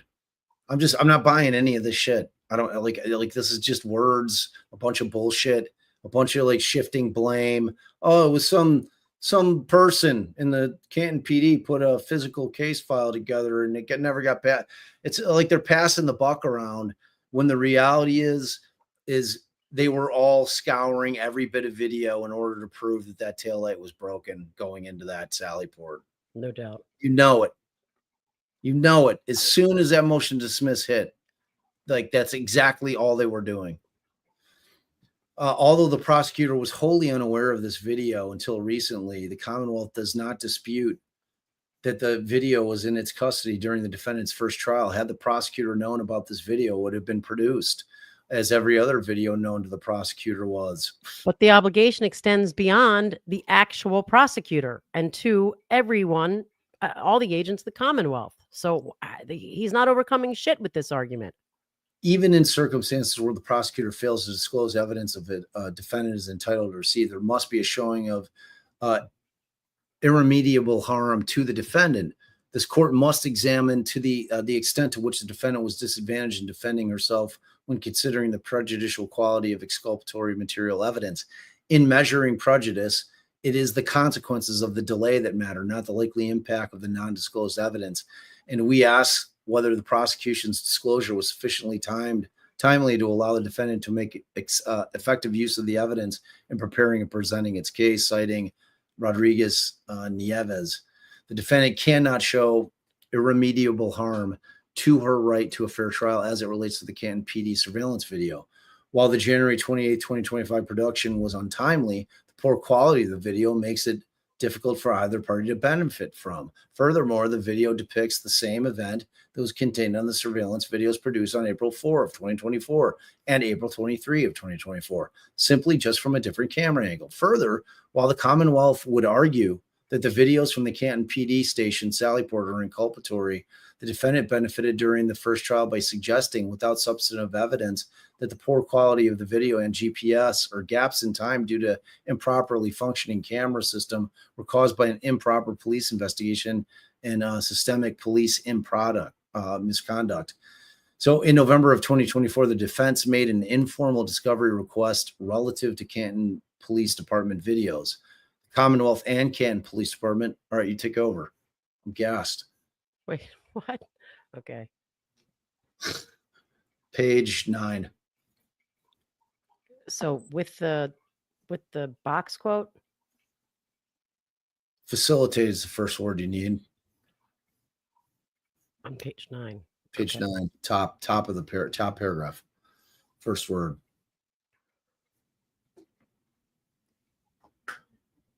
Okay. Did you get it? I got it. I didn't have it up. Nice job. You said facilitated, so mid-sentence? No, that's top. That's the top page, man. Top of the page. Are you in the right thing? All right. I'm going to start where the sentence starts. The Commonwealth and Canton Police Department facilitated the request, and on December 12th, 2024, in the presence of the defendant's expert, it was discovered nearly 3 years after the incident that the footage on the DVR was overwritten and the system no longer maintained the original surveillance footage to be forensically extracted. Now, again, you cannot believe that the police department, prosecutor's office, that they don't know that they've got 30 days. That is like a high alert thing that everyone knows so that they can make sure that they don't fail to preserve evidence, that they don't destroy evidence, that evidence isn't lost. So that is again, something that is just, beyond belief. Moving on. This also marked the first time that the defense had made any request for metadata or logs pertaining to these videos, as neither the defendant's February 2nd, 2022 or October 5th, 2022 motions or corresponding orders make any reference to such materials. Quote, a defendant who seeks relief from loss or destruction of potentially exculpatory evidence has the initial burden to establish a reasonable possibility, and I'm going to repeat that, a reasonable possibility. Okay, so these are Brennan is citing the evidence, the legal standards that are applicable to destruction of a potentially exculpatory material evidence here. So I'm going to say this again. A defendant who seeks relief from the loss of or destruction of potentially exculpatory evidence has the initial burden to establish a reasonable possibility based on concrete evidence rather than fertile imagination that access to the lost or damaged evidence would have produced evidence favorable to his cause. If he meets his initial burden, a balancing test is employed to determine the appropriateness and the extent of remedial action. The courts must weigh the culpability of the Commonwealth and the materiality of the evidence and the potential prejudice to the defendant. Citing Commonwealth versus Williams, a 2010 case, quoting Commonwealth versus Cintron, a 2003 case. They also cite Heath, a 2016 case. Here, the defendant fails to meet her initial burden. She has presented absolutely no evidence that a forensic copy of the Sallyport surveillance video with metadata and logs would have been exculpatory. Rather, she relies upon innuendo and unsubstantiated allegations that are, quote, speculative at best, end quote, and not the equivalent to concrete evidence, citing Commonwealth versus Key, Commonwealth versus Dinkins. So now, Commonwealth versus Key, Commonwealth versus Dinkins, these are all the cases that I looked immediately to see if they cited, because they are Massachusetts, they being the defense, they are the Massachusetts destruction of potentially exculpatory material cases. Moving on. Even if the court were to engage in a balancing test, dismissal would be inappropriate as there is no evidence of egregious misconduct on the part of the Commonwealth and any potential prejudice stemming from the overwritten videos that could be, and any prejudice stemming from the overwritten videos could be remedied at trial. How? That's what I'm waiting to hear. They cite Commonwealth versus Willie, a 1987 case for the fact that a court must consider, quote, the culpability of the Commonwealth, the materiality of the evidence, and the potential prejudice to the defendant, end quote.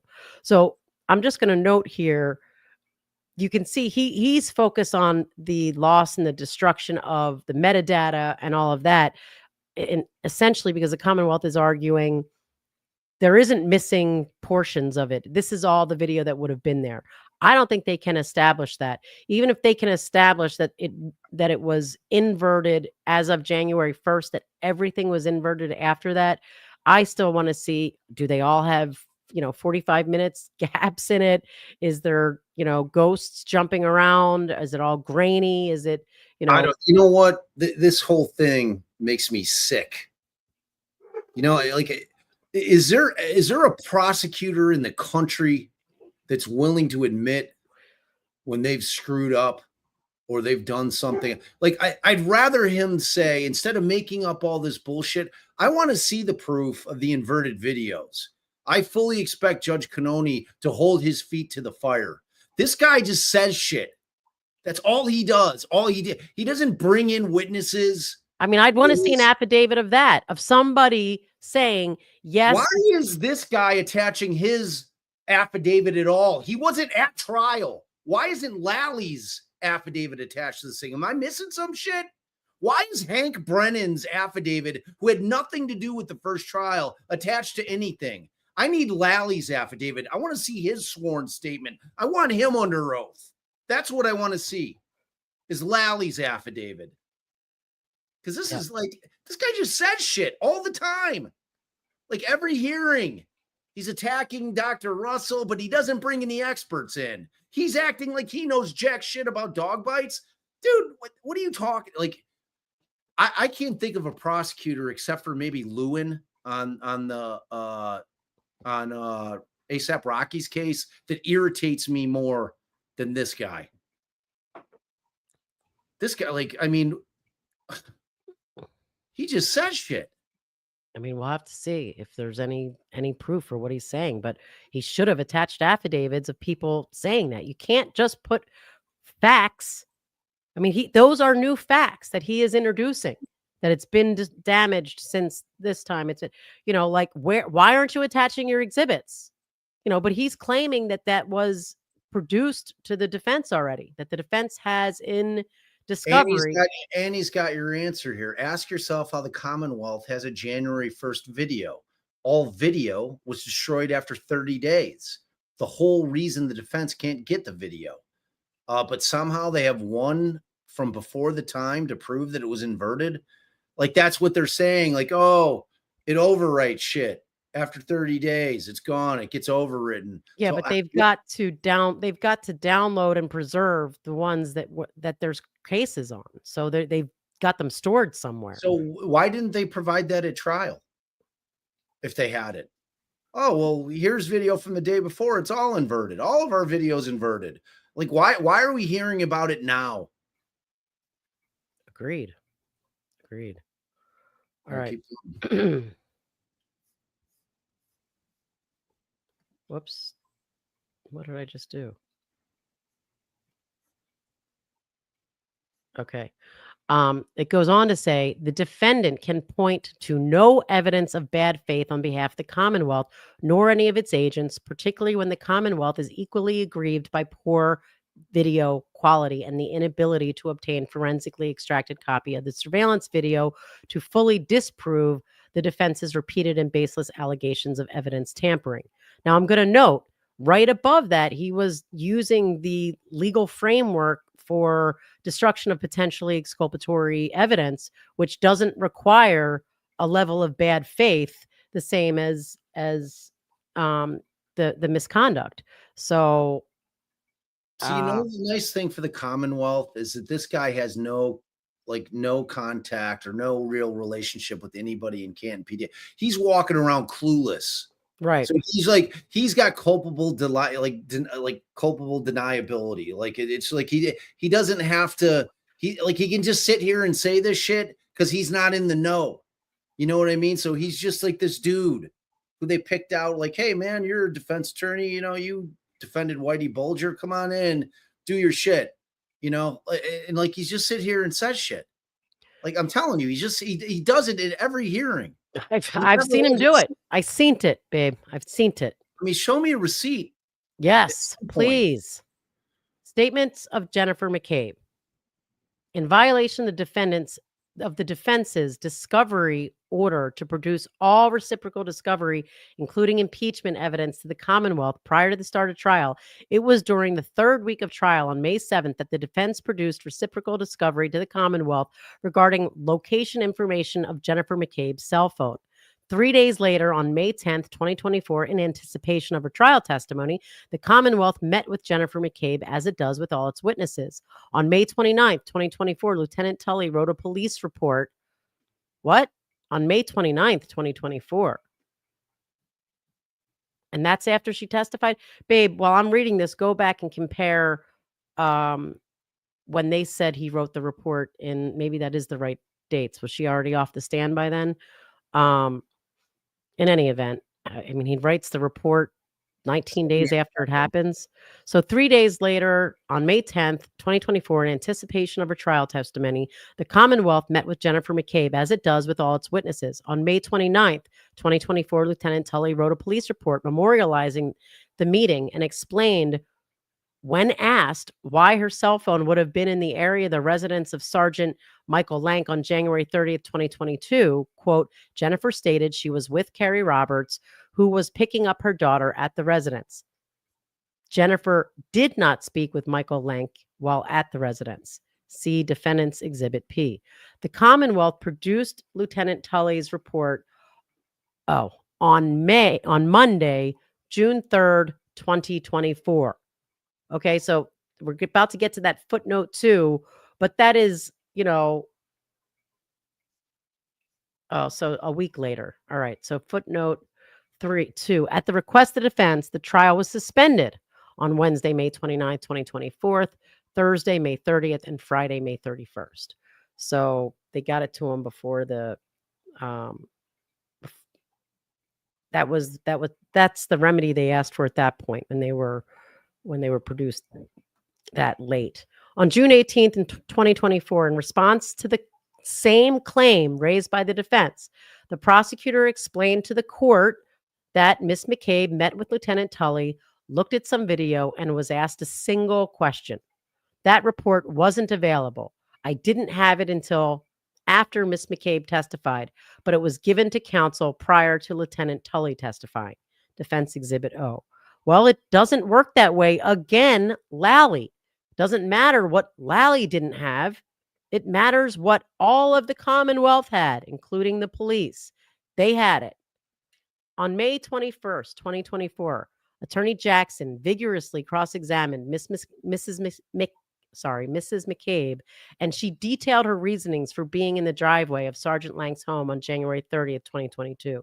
During cross-examination, Attorney Jackson elicited testimony that Lieutenant Tully, who asked Miss McCabe an open-ended question of, did you go to Michael Lang's on January 30th? Attorney Jackson then questioned Mrs. McCabe about whether there were any follow-up questions or whether the Commonwealth revealed the defense's report. Mrs. McCabe testified that neither occurred. Oh, well, I mean, she testified to that. I mean, now that issue's over. McCabe said it didn't happen, guys. Notably, the Commonwealth produced Lieutenant Tully's report once it was available to the defense prior to Lieutenant Tully's testimony. Lieutenant Tully was available to be cross-examined about his recent meeting with Jennifer McCabe and or any perceived inadequacies in the investigation related to Mrs. McCabe's phone's whereabouts. The defense declined to do so. Furthermore, on May 22nd, Carrie Roberts testified. Mrs. McCabe had testified one day prior that she had accompanied Carrie Roberts to Sergeant Lang's driveway. The defense relinquished their opportunity to cross-examine Mrs. Roberts about the event at Sergeant Lang's house, let alone ask her one of only a few percipient witnesses a single question. However, most enlightening on defendant's lack of prejudice is that on June 18th, 2024, Attorney Jackson stated, during trial, they, the Commonwealth, interviewed Jen McCabe, apparently had a full interview with her. Lieutenant Tully took a report, dated that report, and then they, the Commonwealth, held on to that report until after she testified. The interview, the report, and the completion of the report were all done before her testimony, Defendant Exhibit O. Immediately, the court offered, quote, do you need to call her again? Attorney Jackson responded, no, Your Honor, I'm not. That's not, and I think the court understands. That's not my point. My point is not that I need to call Jennifer McCabe back. I've done the damage that needs to be done on Jennifer McCabe. The court, I'm sorry, I missed that. You've what? Attorney Jackson, I've done the damage that needed to be done on Jennifer McCabe. I don't need to call her back. When given the opportunity to remedy any perceived prejudice, the defense declined to do so. Now, I think that their issue there is calling her back wouldn't have really changed anything. You know, it was that they didn't have it like right then while they were being asked, and they could address it with Tully. So I don't know that he was waiving anything by not calling her back, because I don't know that was the remedy necessarily. I don't know. I'm kind of thinking out loud right now. So the response moves on to the trial court security and jury dismissal. That's the argument they're addressing now. Sorry,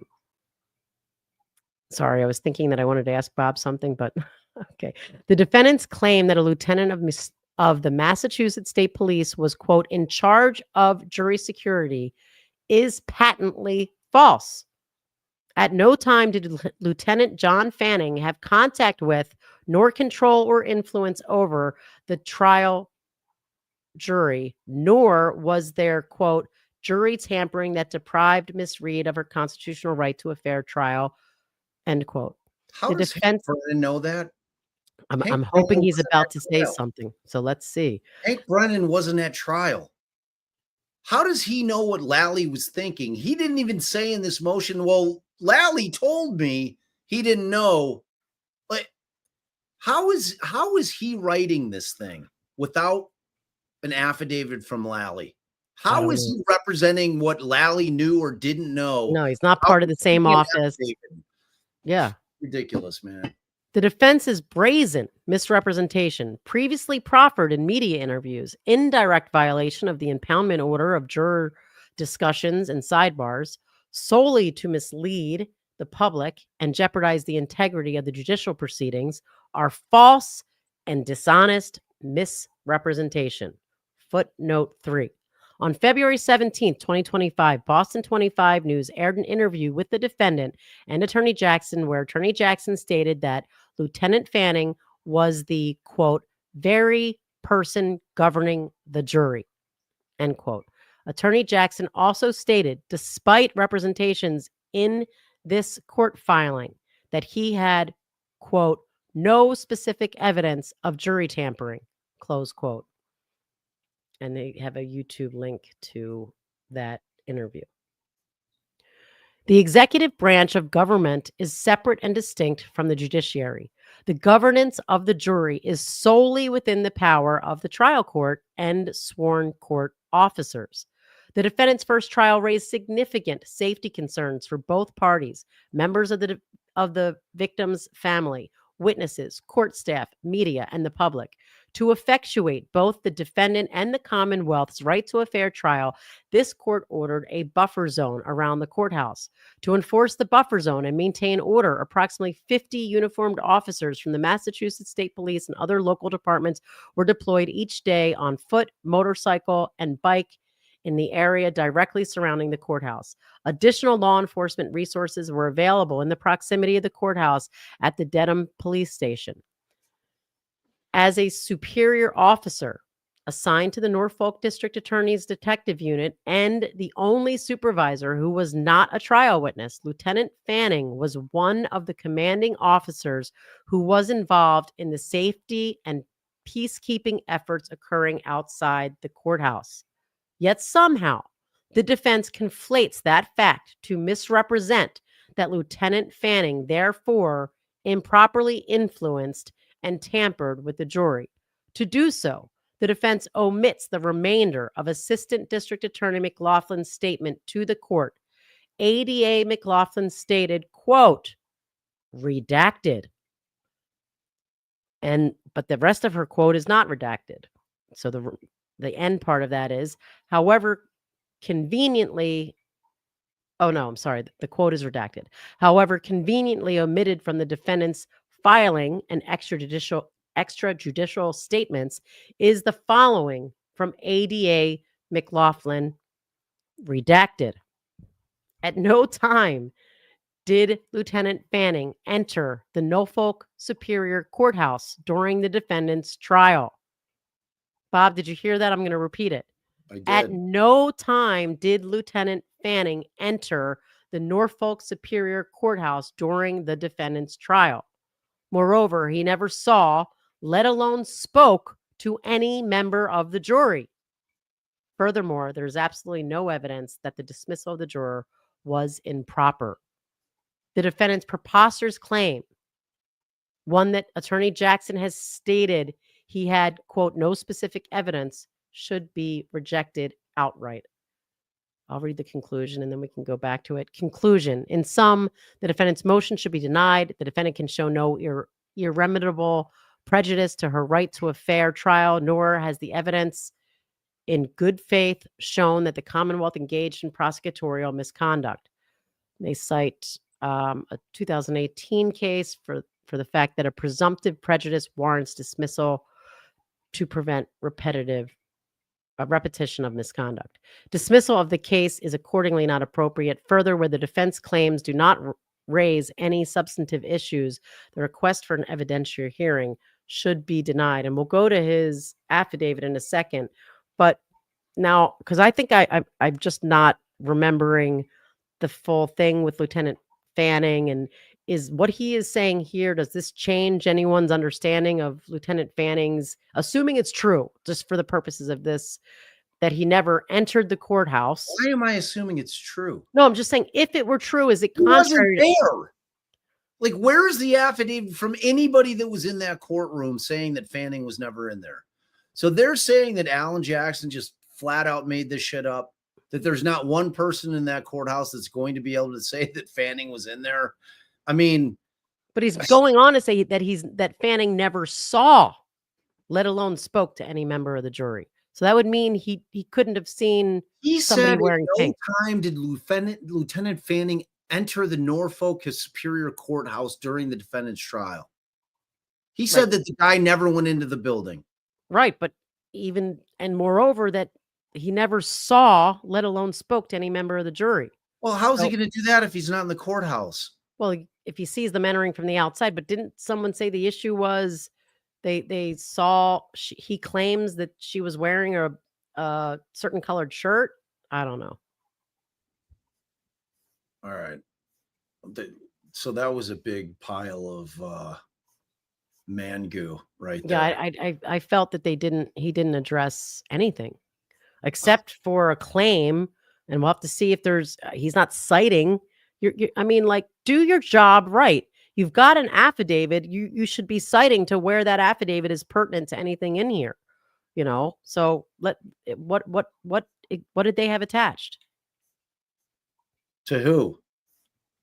Their motion, their affidavits. Let's see it. Affidavits? The only affidavit I saw was his. All right. So we've got, let me see. Affidavit of counsel in support of motion to amend. Okay, so that's not anything.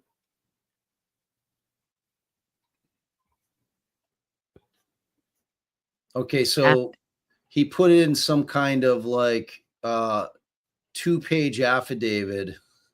He says, my name is Hank Brennan. My name is Adam Lally. They all signed it. Coughlin. Blue. Here, I'll pull it up real quick. On June 9th, the defendant was indicted. Okay. On April 16th, there was a 10-week jury trial. On July 1st, upon finding the defendant's second trial was scheduled. What? And so all it says is, I have reviewed the Commonwealth's response to the defendant's motion to dismiss for extraordinary governmental misconduct. The statements contained within are a fair and accurate understanding of the materials received and produced to the defense. That's not even, what about all the other things? It says the statements contained are a fair and accurate understanding of the materials received and produced to the defense. Why aren't they saying the statements contained therein are true and accurate based on my personal knowledge and understanding as I was involved in the first trial? How do they miss that? How do they skip that? They're not trying to get their bar cars pulled like by lying in an affidavit. Like, that's some like. Well, why is this affidavit here? We didn't need an affidavit to say that she was indicted on this date. There was a 10-week trial on this date, and that the jury's was deadlocked. Why is that the affidavit? And it's from Morrissey, who's the DA. So the only thing that they are swearing to is that the discovery turned over. It's a fair and accurate understanding is the of key the material, word. but of the material received and produced. That's how I understood it to be. But it may not be true, but that's how I understood it to be. You get it? I like, that's how I understand it. It might not actually be true, but that's how I understood it to be. I mean, this is like, wow, man, this is something else. This is something else. And what's going to happen? I mean, she's not dismissing shit. And it infuriates me. It infuriates me. So just to note, Alan Jackson's affidavit, first he goes through every exhibit and says Exhibit D is a true and correct copy of this, like what you're supposed to do. It's true and correct copy of what was produced. It's true and correct. So then factually, he says on October 10th, 2024, after trial in this matter, I concluded the Commonwealth produced additional exculpatory videos, surveillance footage from the Canton Police Department establishing that Brian Higgins made a phone call. Okay. And he says that this had not been produced earlier. Like this was not produced by the Commonwealth until October 10th of 2024. Special prosecuting attorney Hank Brennan indicated that he located this footage on some sort of electronic device in a box, and then his other thing was the defense has set forth credible, unassailable evidence establishing the Commonwealth engaged in numerous. No, I'm just trying to see if he said anything else factually. And then there's obviously a ton of redactions. But they need to move to strike this. They need to move to strike every factual assertion that is not supported by affidavit. There's a ton of factual supportions in the Commonwealth's response unsupported by affidavit. It's shocking to me that it doesn't say on this affidavit that everything in here is true and correct to the best of our knowledge. It's striking that that's not in there. Striking. Yeah, I agree. I mean, I've made it clear how I feel about this thing. Yeah. So Yannetti sent, I did get Yannetti prepared an affidavit as well, regarding the conversations that were taking place between him and Brennan over the past day or two. And Brennan telling him that he's getting him a chain of custody. And then he calls back. He says, "Oh, actually, I haven't gotten it yet, but I'm going to get you 2 chains of custody. And, it'll be great. Everything's great." How's all this shit turning up? Tracy sent it in the text. No. I mean, how is it? You want me to share it? I mean, if you want to throw it up. What I don't understand is how this stuff that was deleted 30 days after. That's a whole different thing. What chain of custody for the videos? Just pull the affidavit. I am. You're acting like I wrote the affidavit. No, but I was going through the live with you. She sent it during the live. I get that. That's my question is how is new data turning up when everything is supposed to be overwritten? What Annie's saying. Like that's exactly what Annie said. Right. Well, exactly what Annie said is what I mean. Exactly what Annie said. All right, here we go.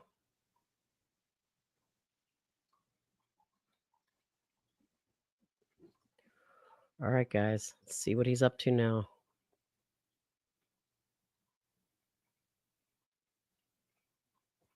Affidavit of counsel and support. Oh, wait. Oh, I think she did, and I glanced over it thinking it wasn't important. So I am attorney licensed to practice. That's fine. Okay. Yesterday, February 26, 2025, Special Assistant District Attorney Hank Brennan called my cell phone at 4:21 p.m. I could not answer the call at the time, so I texted him with a promise to return his phone call. At 5:47 p.m., I called him back. He informed that the Commonwealth would be producing a chain of custody report. He said we would want it for our motion to dismiss, so he wants to get it to us forthwith. I asked if he could give me a better idea of what time frame within which we would receive it. He said that he would like to have it by tomorrow, i.e. today, February 27th, but that the sergeant responsible for drafting it is retired and it was unclear how long it would take him to finish the report. He did say that he would definitely have it by the end of the week. I followed up with a phone call to Mr. Brennan today, and when we connected, he informed me that there would actually be 2 chain of custody reports, both of which he expects to produce to the defense tomorrow morning. He further informed me that he would be producing on Monday morning the Sallyport videos. When I asked whether there would be new videos beyond what we already had, he replied that he did not yet know. On Monday morning is March 3rd. Oral argument on the motion to dismiss is currently scheduled for March 4th or 5th.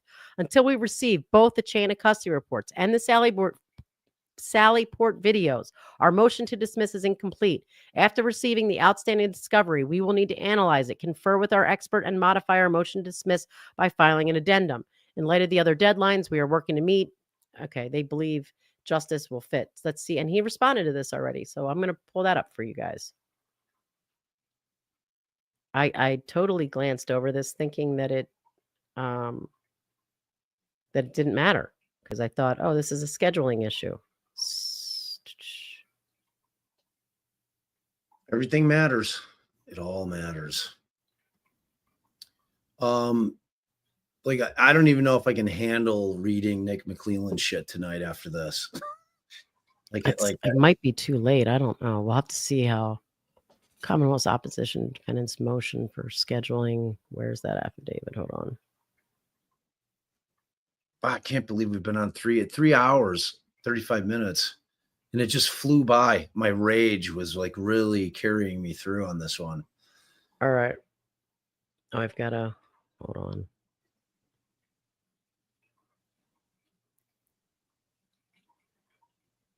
All right, here we go. Commonwealth's affidavit. Oh, I got it up. You guys can see it. All right, he's Hank and Adam Lally and Laura McLaughlin. On June 9th, what? Again with this? Wait, is this? Oh, God. What's going on, girl? I opened up the wrong thing again. I thought I just opened. All right. So, I mean, in my estimation, just kind of in summary, this absolutely positively should be granted. I don't give a shit what Hank Brennan wrote in that ridiculous response that wasn't supported by anything other than his words. You know, I mean, if we don't put our foot down at some point with the government, we're in deep, deep trouble in this country. I mean, it's that simple. It's that simple. They don't get to just make up the rules as they go in order to get convictions. Can't do it. Can't allow for it. I mean, Hank Brennan talking about what he knows, what happened to the taillight. You weren't there, Hank Brennan. Shut the fuck up. Pretending like you were there. Were you there that night, Hank? Quit acting like you know when things were broken and when they weren't. You're not in front of a jury, brother. You're trying to explain why the office that you're now representing didn't send over discovery.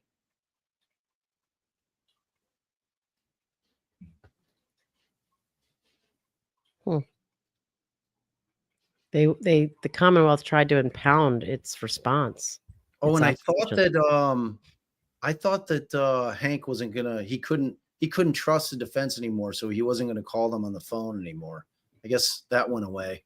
I guess Hank's okay with calling Yannetti on his phone. That's cool. It's cool. Those are just words, Dave. Come on. You know, I'm just in there talking about shit, dude. Just say things. I use words. Talk about how you guys lie all the time. You know, it's the show, brother. It's the show. Oh, is that right, Nick? He doesn't trust Alan, only David. Yeah. Well, I'm all about Elise eating him for lunch. I'm all about that. Mandy, are you working on the wheel or are you playing Hot Pocket sound bites? Like what's going on? What's happening? I guess I thought Lally filed a response, but I guess I made that up. Lally? I mean, Brennan. What do you mean? We An just read. affidavit. No, I thought he filed an affidavit in response. That was it. You saw it. Like you thought the same thing I did because he was the first one who said my name's Hank Brennan. Right. No. I thought he filed an affidavit in response to their motion for the scheduling change. He just filed. He just filed a response that says deny it. It doesn't answer anything else. Okay.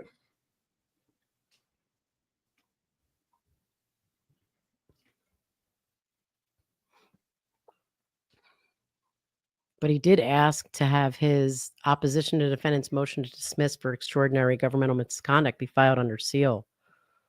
Contains reference to confidential federal documents restricted by federal protective order. So I guess that's why they redacted it.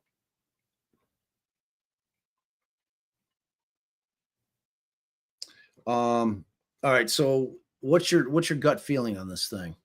Could you remove should have told me I had shit up there. What's my gut? Yeah. I think that she's got to hold a hearing.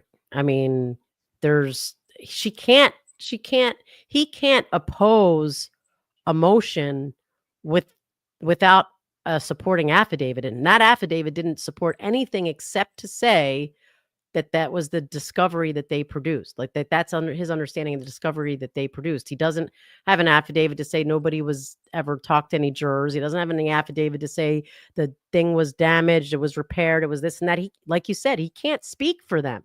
He doesn't even have his own affidavit there. Tell Bob they did respond. You guys, I don't see it. Who's they? The Commonwealth. What? The Commonwealth. That's what it seems like Ashley is saying. The Commonwealth. Yeah, but it wasn't in the form of an affidavit. He wrote a written response, like a one-pager.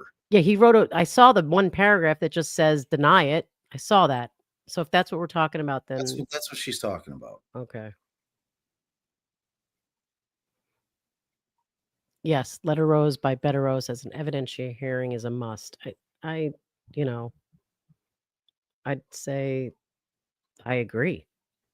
Oh, I mean, this thing is going to be a full-blown blasm of a hearing, but in light of the fact that they haven't gotten everything that they need, that they're still tendering discovery. They're still tendering discovery, and this is the second trial. We're on the precipice of the second trial. Well, the thing is, creating discovery to tender. Like this guy's going to write a report, but the more videos, yeah, they're still producing. For all we know, it's going to be like an enhanced video situation. But if it's new video, or maybe it's going to be all the video, other inverted videos video.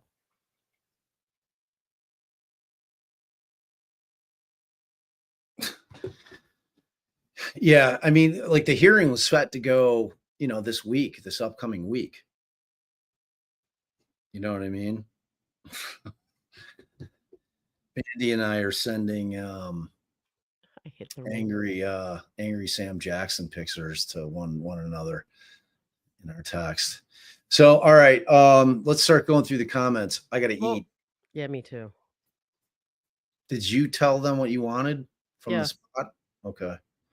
Oh, she gone. Bye. Did you pull up me? All right. So I'm going to go through these, and Mandy's working on the wheel. I think we're going to do 2 wheels. Luna's mom. Yay. Catching you live. Finally. We appreciate you, Luna's mom. Did we do the wheel? Who won? What are they getting? Oh, like Mandy's working on the wheel now while we're going through. Spoogs came through 1, 2, 3 times. Thank you for your generosity. 5 times. Thank you so much, Spoogs, for all those. And then Spoogs made sure to get on the wheel. So you're on, Spoogs. Moon, thank you. You are definitely on the wheel. Michelle, you are definitely on the wheel. I don't know about the shipping. I'm going to have to check that. But thank you for your generosity. Yes, we're going to cover the shipping. Luna's mom, you're in on the wheel. We appreciate that. Michelle thinks that a Norwegian should win this time. I can't disagree with that. Norwegians are awesome. See what the wheels got to say. Jennifer. Oh, she wants a Team Alley. Ah, That's sweet. Thank you so much, Jennifer. We appreciate you. Kathy, I think Kathy, we adore you. And I know you came in. Kathy, you're on the wheel somewhere. I saw it. Spoogs, there you are. There's your wheel shot. Michelle, giving a lot of love. Remember, I'm giving everybody who donated multiple times. You're getting wheel do we slots. have it? We don't have a free Rick Allen shirt. No. But I'm getting the Due Process Gang t-shirts made up. So those Don't forget to check your PayPal, Venmo, and all that. Yeah, I did. Meg reminds you here. Okay. Oh, so is that the list? All right. Okay, so Trace just sent me the list. All right. You keep reading through. I want to start typing. Uh All right, now here's the question. We're doing 2 wheels because I don't think it's fair for everybody. Yes, we're doing 2. You might have to do 3 goal was depending on how 20. many you got. Michael, thank you for your generosity. Robin, thank you for your generosity. She couldn't wait to hear our take on this fluster cluck. Like that, fluster cluck. Lisa, thank you for your generosity. How do you pronounce that? Is that Kaija? Sorry. New merch. That's one of our mods. It's Kasha. Kasha. Oh my Jesus. God. Now it's like Don't that worry. was- I'm that just was giving you goofy. shit. I had to ask her too. No, but it's clearly Kasha. I don't know why I did that. Aspiring court reporter, thanks for your generosity and doing it just to remind people to hit that like button. Gotta love that. And yeah, people gotta do it. I really do need my Team Alley shirt. Oh, she really needs it. Thanks again, Moon Goddess. Michael, again, everything good is worth waiting for. Thanks for your generosity. Tammy, thank you for the compliment and your generosity. Annie or Anne, thank you for your generosity. Kale, thank you for your generosity. Do you have a schedule? Do you have a schedule for Iowa versus Todd Mullins? I don't.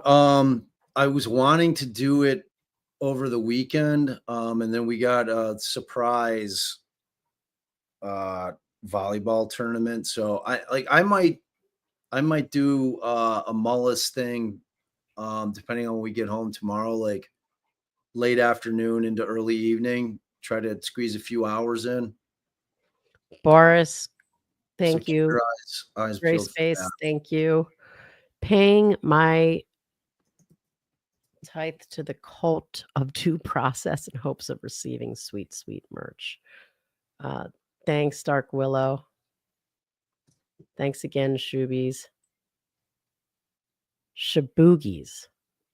I'm like, oh, she's a shoobie going to the beach coming in from out of state.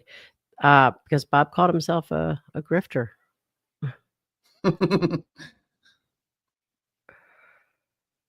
Grandma Law Nerd, thanks for your generosity. Yes, and I want to see the judge get equally irate with the Commonwealth. And I'm also not holding my breath. She had her chance and she didn't. Jen Helmich Sackett, thank you for your generosity. Please, Bob, rank in order Slim Shady Shadiness. Brennan, Lally, Proctor, Tully, and Yuri B. To me, it's for her, it's Ellie Tully scares me, pretends to be professional. Do you have a list of shadiness? Who, me? Yeah, Brennan, Lally, Proctor, Tully. Doing the wheel. I'm typing out the wheel. He thinks they're all shady. Yeah, they're all shady. Marissa J., thanks for your generosity. Weighing numerous discovery and misrepresentation errors of the Commonwealth and the defendant and the defense's error paying ARCA experts. One affects Karen Reed's right to a fair trial. The other doesn't. Should Bev be weighing these when deciding on deciding an outcome. I don't think that the defendant's error should weigh at all in determining if the Commonwealth was either, outrageously engaged in outrageous governmental misconduct or destroyed evidence or violated Brady. But when she's deciding, who to discipline and Look, about the first wheel's up. It's exciting. So this is wheel one. This is wheel one. So it's gonna. All right. So, and for people that did multiple, I'm putting you on both wheels. I think that's better. Or would you guys rather, if you've done multiple, This wheel's done. Just go with it. Oh, jeez. You're such a. All right, ready? Okay, you guys here. Pull that thing off. Pull that chat off, so everybody can see the wheel. It's exciting. All right, you guys ready? Yeah. Okay, here we go. Whee! Where it goes, where it stops, nobody knows. Gosh, Sarah. That's like some in-house pool though. Like she's a mod. All right, so Sarah, you know how to get us. You go to the bonfire store, which you're always putting the link up for. Pick your t-shirt, let me know, and it'll get sent to you. All right. Okay. All right. Awesome. Is there another wheel ready to go or no? No, I got to do another reel. So you got to keep going. You got to keep going. All right. All right. I'm gonna pull that wheel up. Thanks again, Marissa. Josh, thank you for your generosity. The redactions are sidebar conversations and federal grand jury information. Yes, they do seem to be. Thank you for that. Thanks, Hopeless Fear. Hope 8 Fear. Sorry. Thanks, Ginny. This case so scary, especially after watching the drawer. Yeah, absolutely. Luna's mom. Thanks for your generosity. I love me some fired up Bob. Hiya, Allie. Hiya. Ginger Average Avenger. Sorry. Ginger Avenger. Thanks for your generosity. They may have requested a mistrial at sidebar, and those were sealed and pounded. No, I don't think so. Nope. I don't think so. Dom's mom. Put me in for merch. I'll rep DD all the time. Love you, Bob and Allie. Love you too. CCR member for 4 months. Like some Bob rant. Let's go. Pammy, thanks for your generosity. Love me some spicy Bob and Allie. Dom's mom again. Thanks for your generosity. 2 times the charm. Bonnie, thank you for your generosity. Cheryl, thanks for your generosity. And all of our members, thanks for your generosity. Proctor's Hard Time in the Big House became a member. Hope 8 Fear. Gifted One Defense Diaries podcast membership. Very generous. And we just had Hope 8 Fear, I think, a member for 9 months as well. And CCR, I just mentioned, member for 14 months. Proctor's Hard Time in a Big House. Thanks again for your generosity. John's Body in Front and House Totally Dark. First worry. WDB. Are people inside injured? Right. Like who's worrying about that or dead? But Jen wasn't worried, which again proves her lying ways. No, I agree. She needed to be worried about the people inside. Is someone else hurt? Who else is there? Again, thanks for your generosity. Proctor Hard Time thinks I feel the same outrage. Brennan responds that Lally didn't know about Sallyport video. Even if true, that's no excuse, is it? No, it's not. And it's still just a claim without any affidavit, I mind you. So your point well taken. Terry Sue, thank you for your generosity. Bob and Allie rock. The Commonwealth is a complete clown shit show. It's embarrassing and infuriating. Free Karen Reed. And she reminds everyone to hit that like button. Love that, Terry Sue. Thank you. Josh, again, you should read Reed's motion to modify the scheduling order. And we did that. All the things that were in the motion were in the affidavit. Thanks for that, Josh. I know you said that an hour, almost 2 hours ago, so I appreciate that. Again, Proctor's hard time in the big house. Thanks again. After footnote, he's telling me where we were when I was trying to figure that out, and did a super sticker to do it. And it still took me beyond that to find out where Bob had stopped. But I do remember that was exactly right. Dr. Vonda, thank you. Which is worse, this or Delphi? I want to say I can't answer. Can't answer. But Delphi's, I'm sorry, Delphi, because Karen Reed is out and Richard Allen is not. So without a doubt, Delphi. Member for 2 months. Thanks, Mags. Why is so much of the motion redacted? And I think we did figure that out when they were citing to the federal grand jury transcript. And then, as Josh pointed out, also if they were citing to something in a sidebar, which the judge has kept under seal. Nightclubs, thanks for your generosity. Law enforcement in charge off jury duty, bribing a juror for a certain verdict. So is he saying that that's the case law the defense used, was that a law enforcement in charge of off duty of jury duty bribed a juror for a certain verdict? Well, I mean, yeah, that's a far cry from what happened here, Nightclub. Thanks for pointing that out. And Josh says that Fanning was Proctor's supervisor.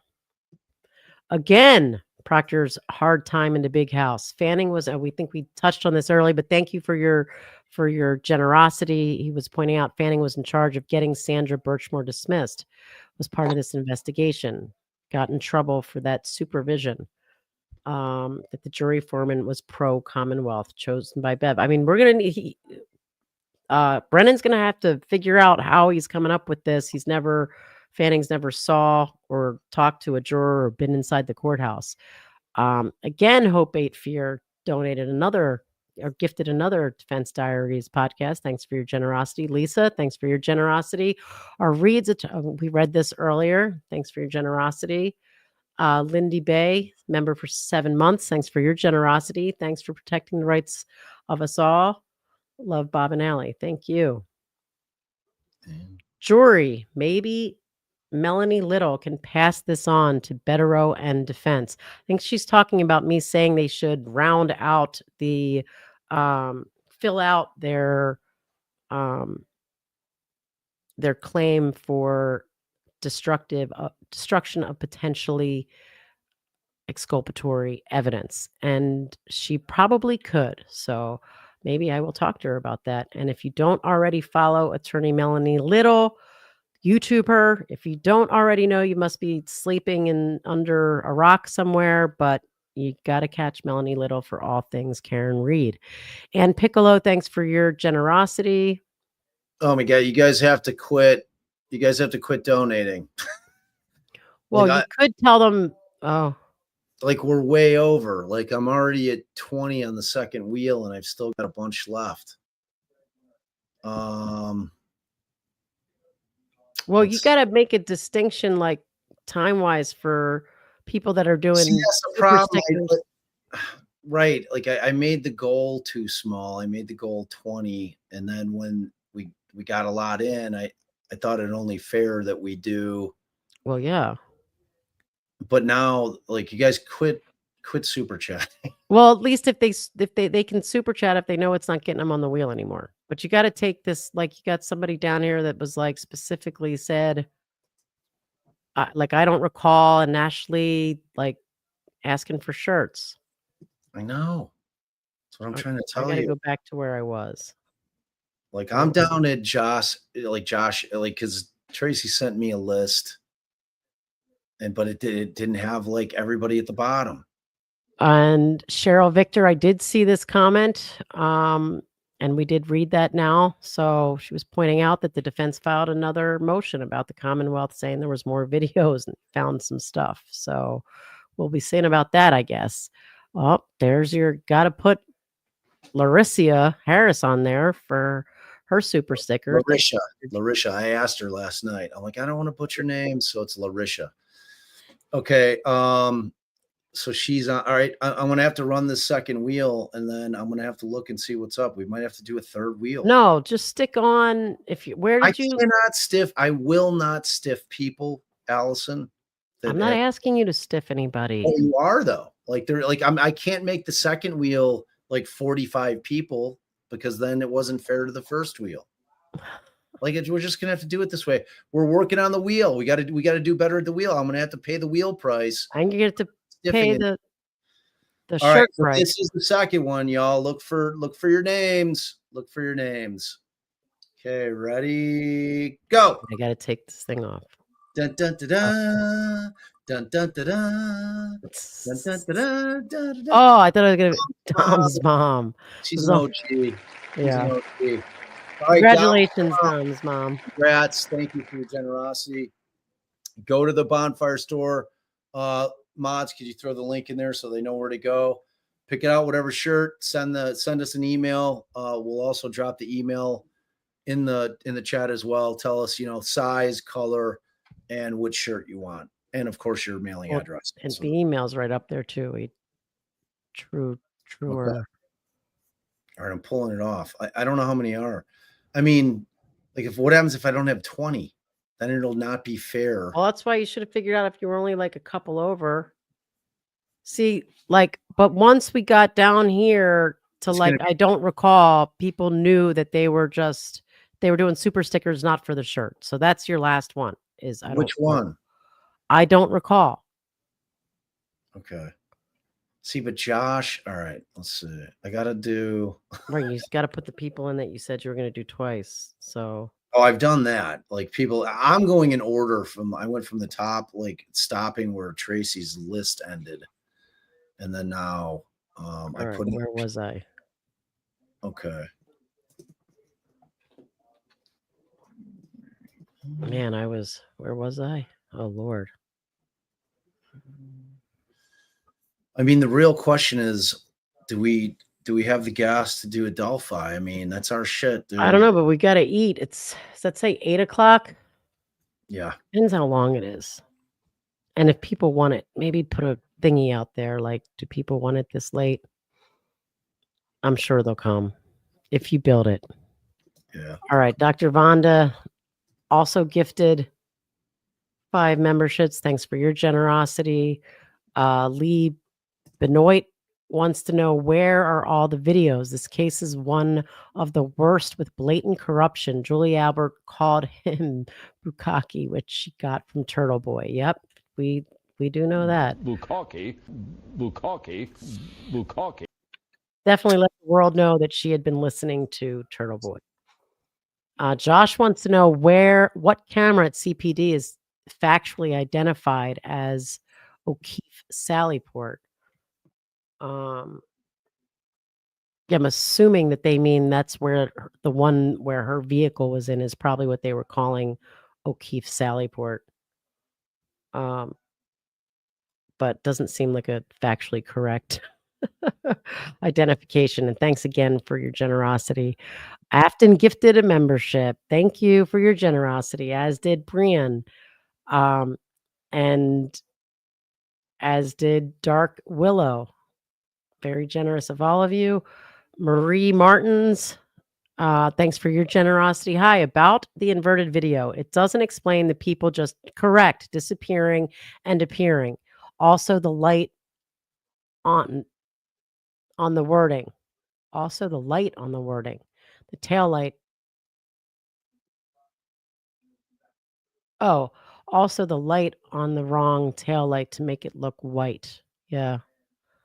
Yeah, so there are things that are not explained by, oh no, everything was just inverted from January 1st. Annie, thanks for your generosity. Ask yourself we did focus on that.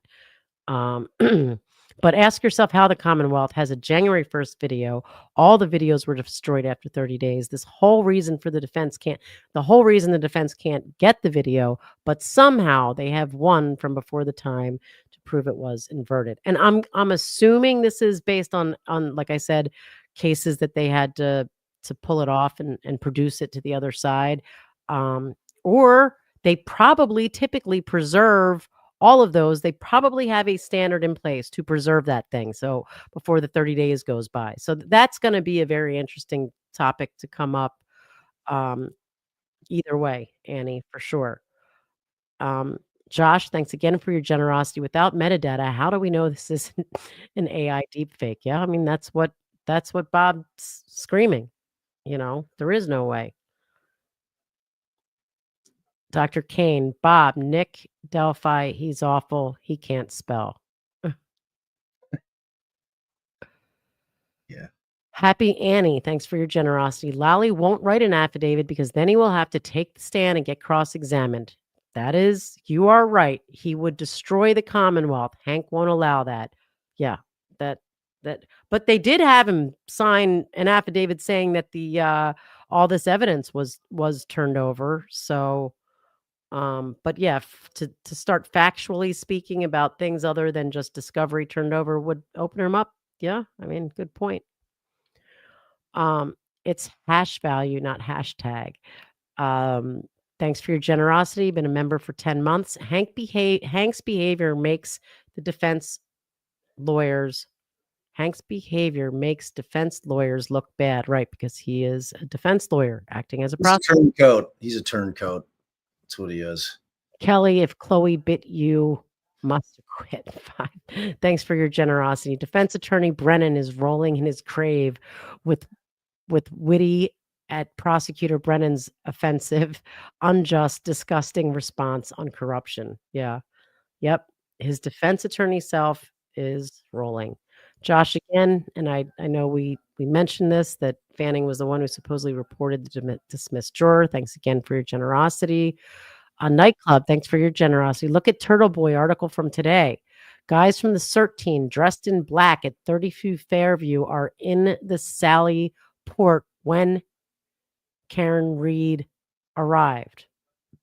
I think I guess that means the vehicle, the Sallyport vehicle. That's crazy. All right, so we're four entries short for a third. Well, then take the next four people after. I'm at the bottom. After I don't recall. You got everybody? I got it. Like everybody's. Well, and did you doubled up on all the people that doubled up on everybody? I'm sure. But what about someone who did like multiple? Everybody that did. So Josh did several at 5. Josh got all of his entries. All right. So well, then just do it. I mean, do I just do it? Like we got 16 on this last wheel. I'm just saying just do it and we get to go eat. Erica, thanks for your generosity. He is retired. He can't say what the chain of custody was the whole time. Also, who is he? And where is his affidavit? Good point. She's talking about the person that Brennan refers to as, the person that Brennan said is making this chain of custody. He obviously worked there at the time. I'm sure somebody's going to be able to deduce who he is from all of this, and he doesn't work there now. And that's correct. He can't say where the chain of custody was the whole time. Maybe that's why there's 2 of them. So we will all have to stand by and see. Let's see. You donated on your generosity. Thanks for your generosity. You said it was Larissa. Add civil rights, Bob. Sending to another sending. Oh. Let's see. Lisa. I got Venmos from Meg P, Stephanie B, and Kate S. So Adam. I did. Those guys have already. Add civil rights. But I didn't get a Venmo from civil rights. She said they're sending it on another platform. What platform? Just add her and we'll figure it out, or him. I'm gonna trust civil rights and Mandy, and we'll figure it out later. Okay. Lisa, thanks again for your generosity. $50 holla. Infuriating that we have so many quote records of Derbles.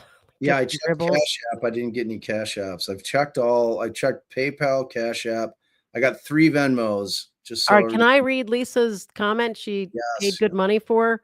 yes. Yet nothing's ever done about them. But at least we have a record for appeals.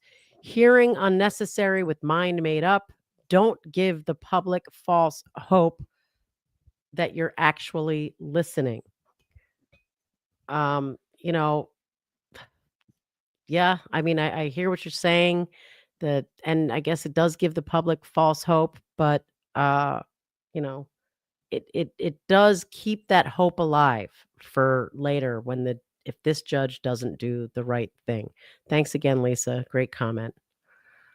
Julie, chain of custody is at the time, not 3 years later, right? Correct.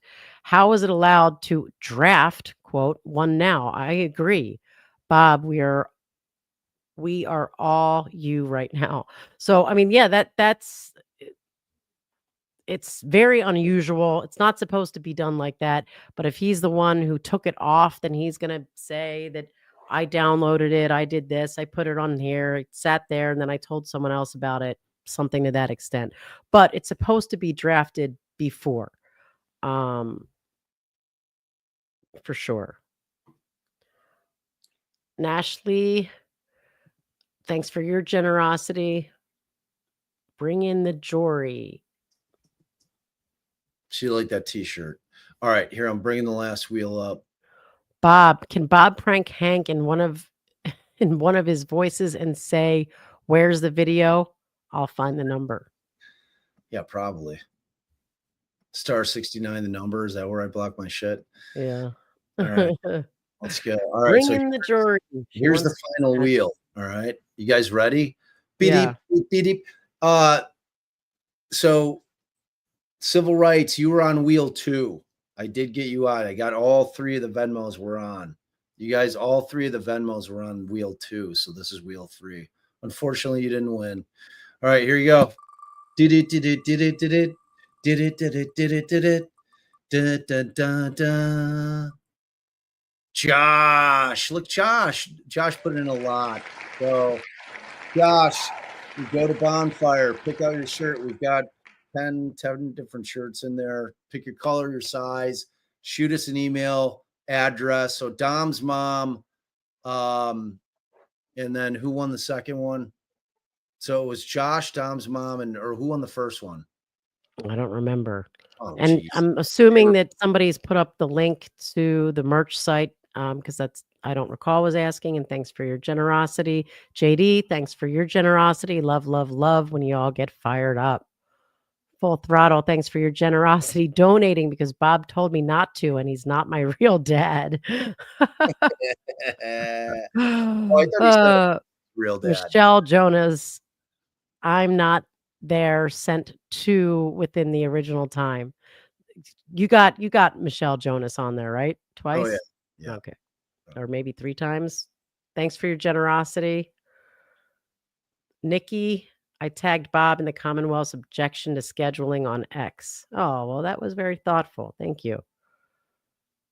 DG, Defense Stars, if the judge knew about the video of Higgins on the phone that morning, would it have been persuasive to allow protective order or forensic analysis? If so, what's the remedy? I mean, I don't really know if she knew about it that morning. But yeah, it would have been proactive to allow a protective order right there. But if I'm assuming they got them the metadata for that, or if not, we're going to be hearing about it for sure. Debbie, thanks for your generosity. How can the judge be this biased? Yeah, Happens all the time. All the time. we don't know. We'll have to see how she responds. Let's hold out hope. Yeah, for I mean, kind you can always hold out hope. It's like I've been out there, but it's like I'm so shell shocked from Judge Gull that she makes like Bev look like this patron saint of judging. You know, like, All right, say goodbye to people so we can all eat and we can decide right, whether we we're going live. love you guys. Thank you to all the new people that popped in. I saw we got a bunch of new subs. We Yay, that's that. exciting. Thank you guys. Thank you a million times over for your generosity. We really, really appreciate it. We put a lot of work in on the channel, so you don't know how much that means to us. And thank you to our mods. You guys are amazing. Thank you for all that you do. We adore you so much. And please, on the way out, like it if you haven't. Make sure you share, subscribe. If you're in replay, throw a comment in. It all helps get us in the algo. That helps grow the show. We love you guys. I might be back. I'm going to go down, eat my wings, read Nick's bullshit, probably get super pissed off, and we might come back tonight. If not, you know it's not going to be long before we come back on Delphi. All right, y'all. Let's go. It'll be tomorrow. Power to the people. Power to the people. Because without y'all, I'm just an old man. Talking about a lot of cases.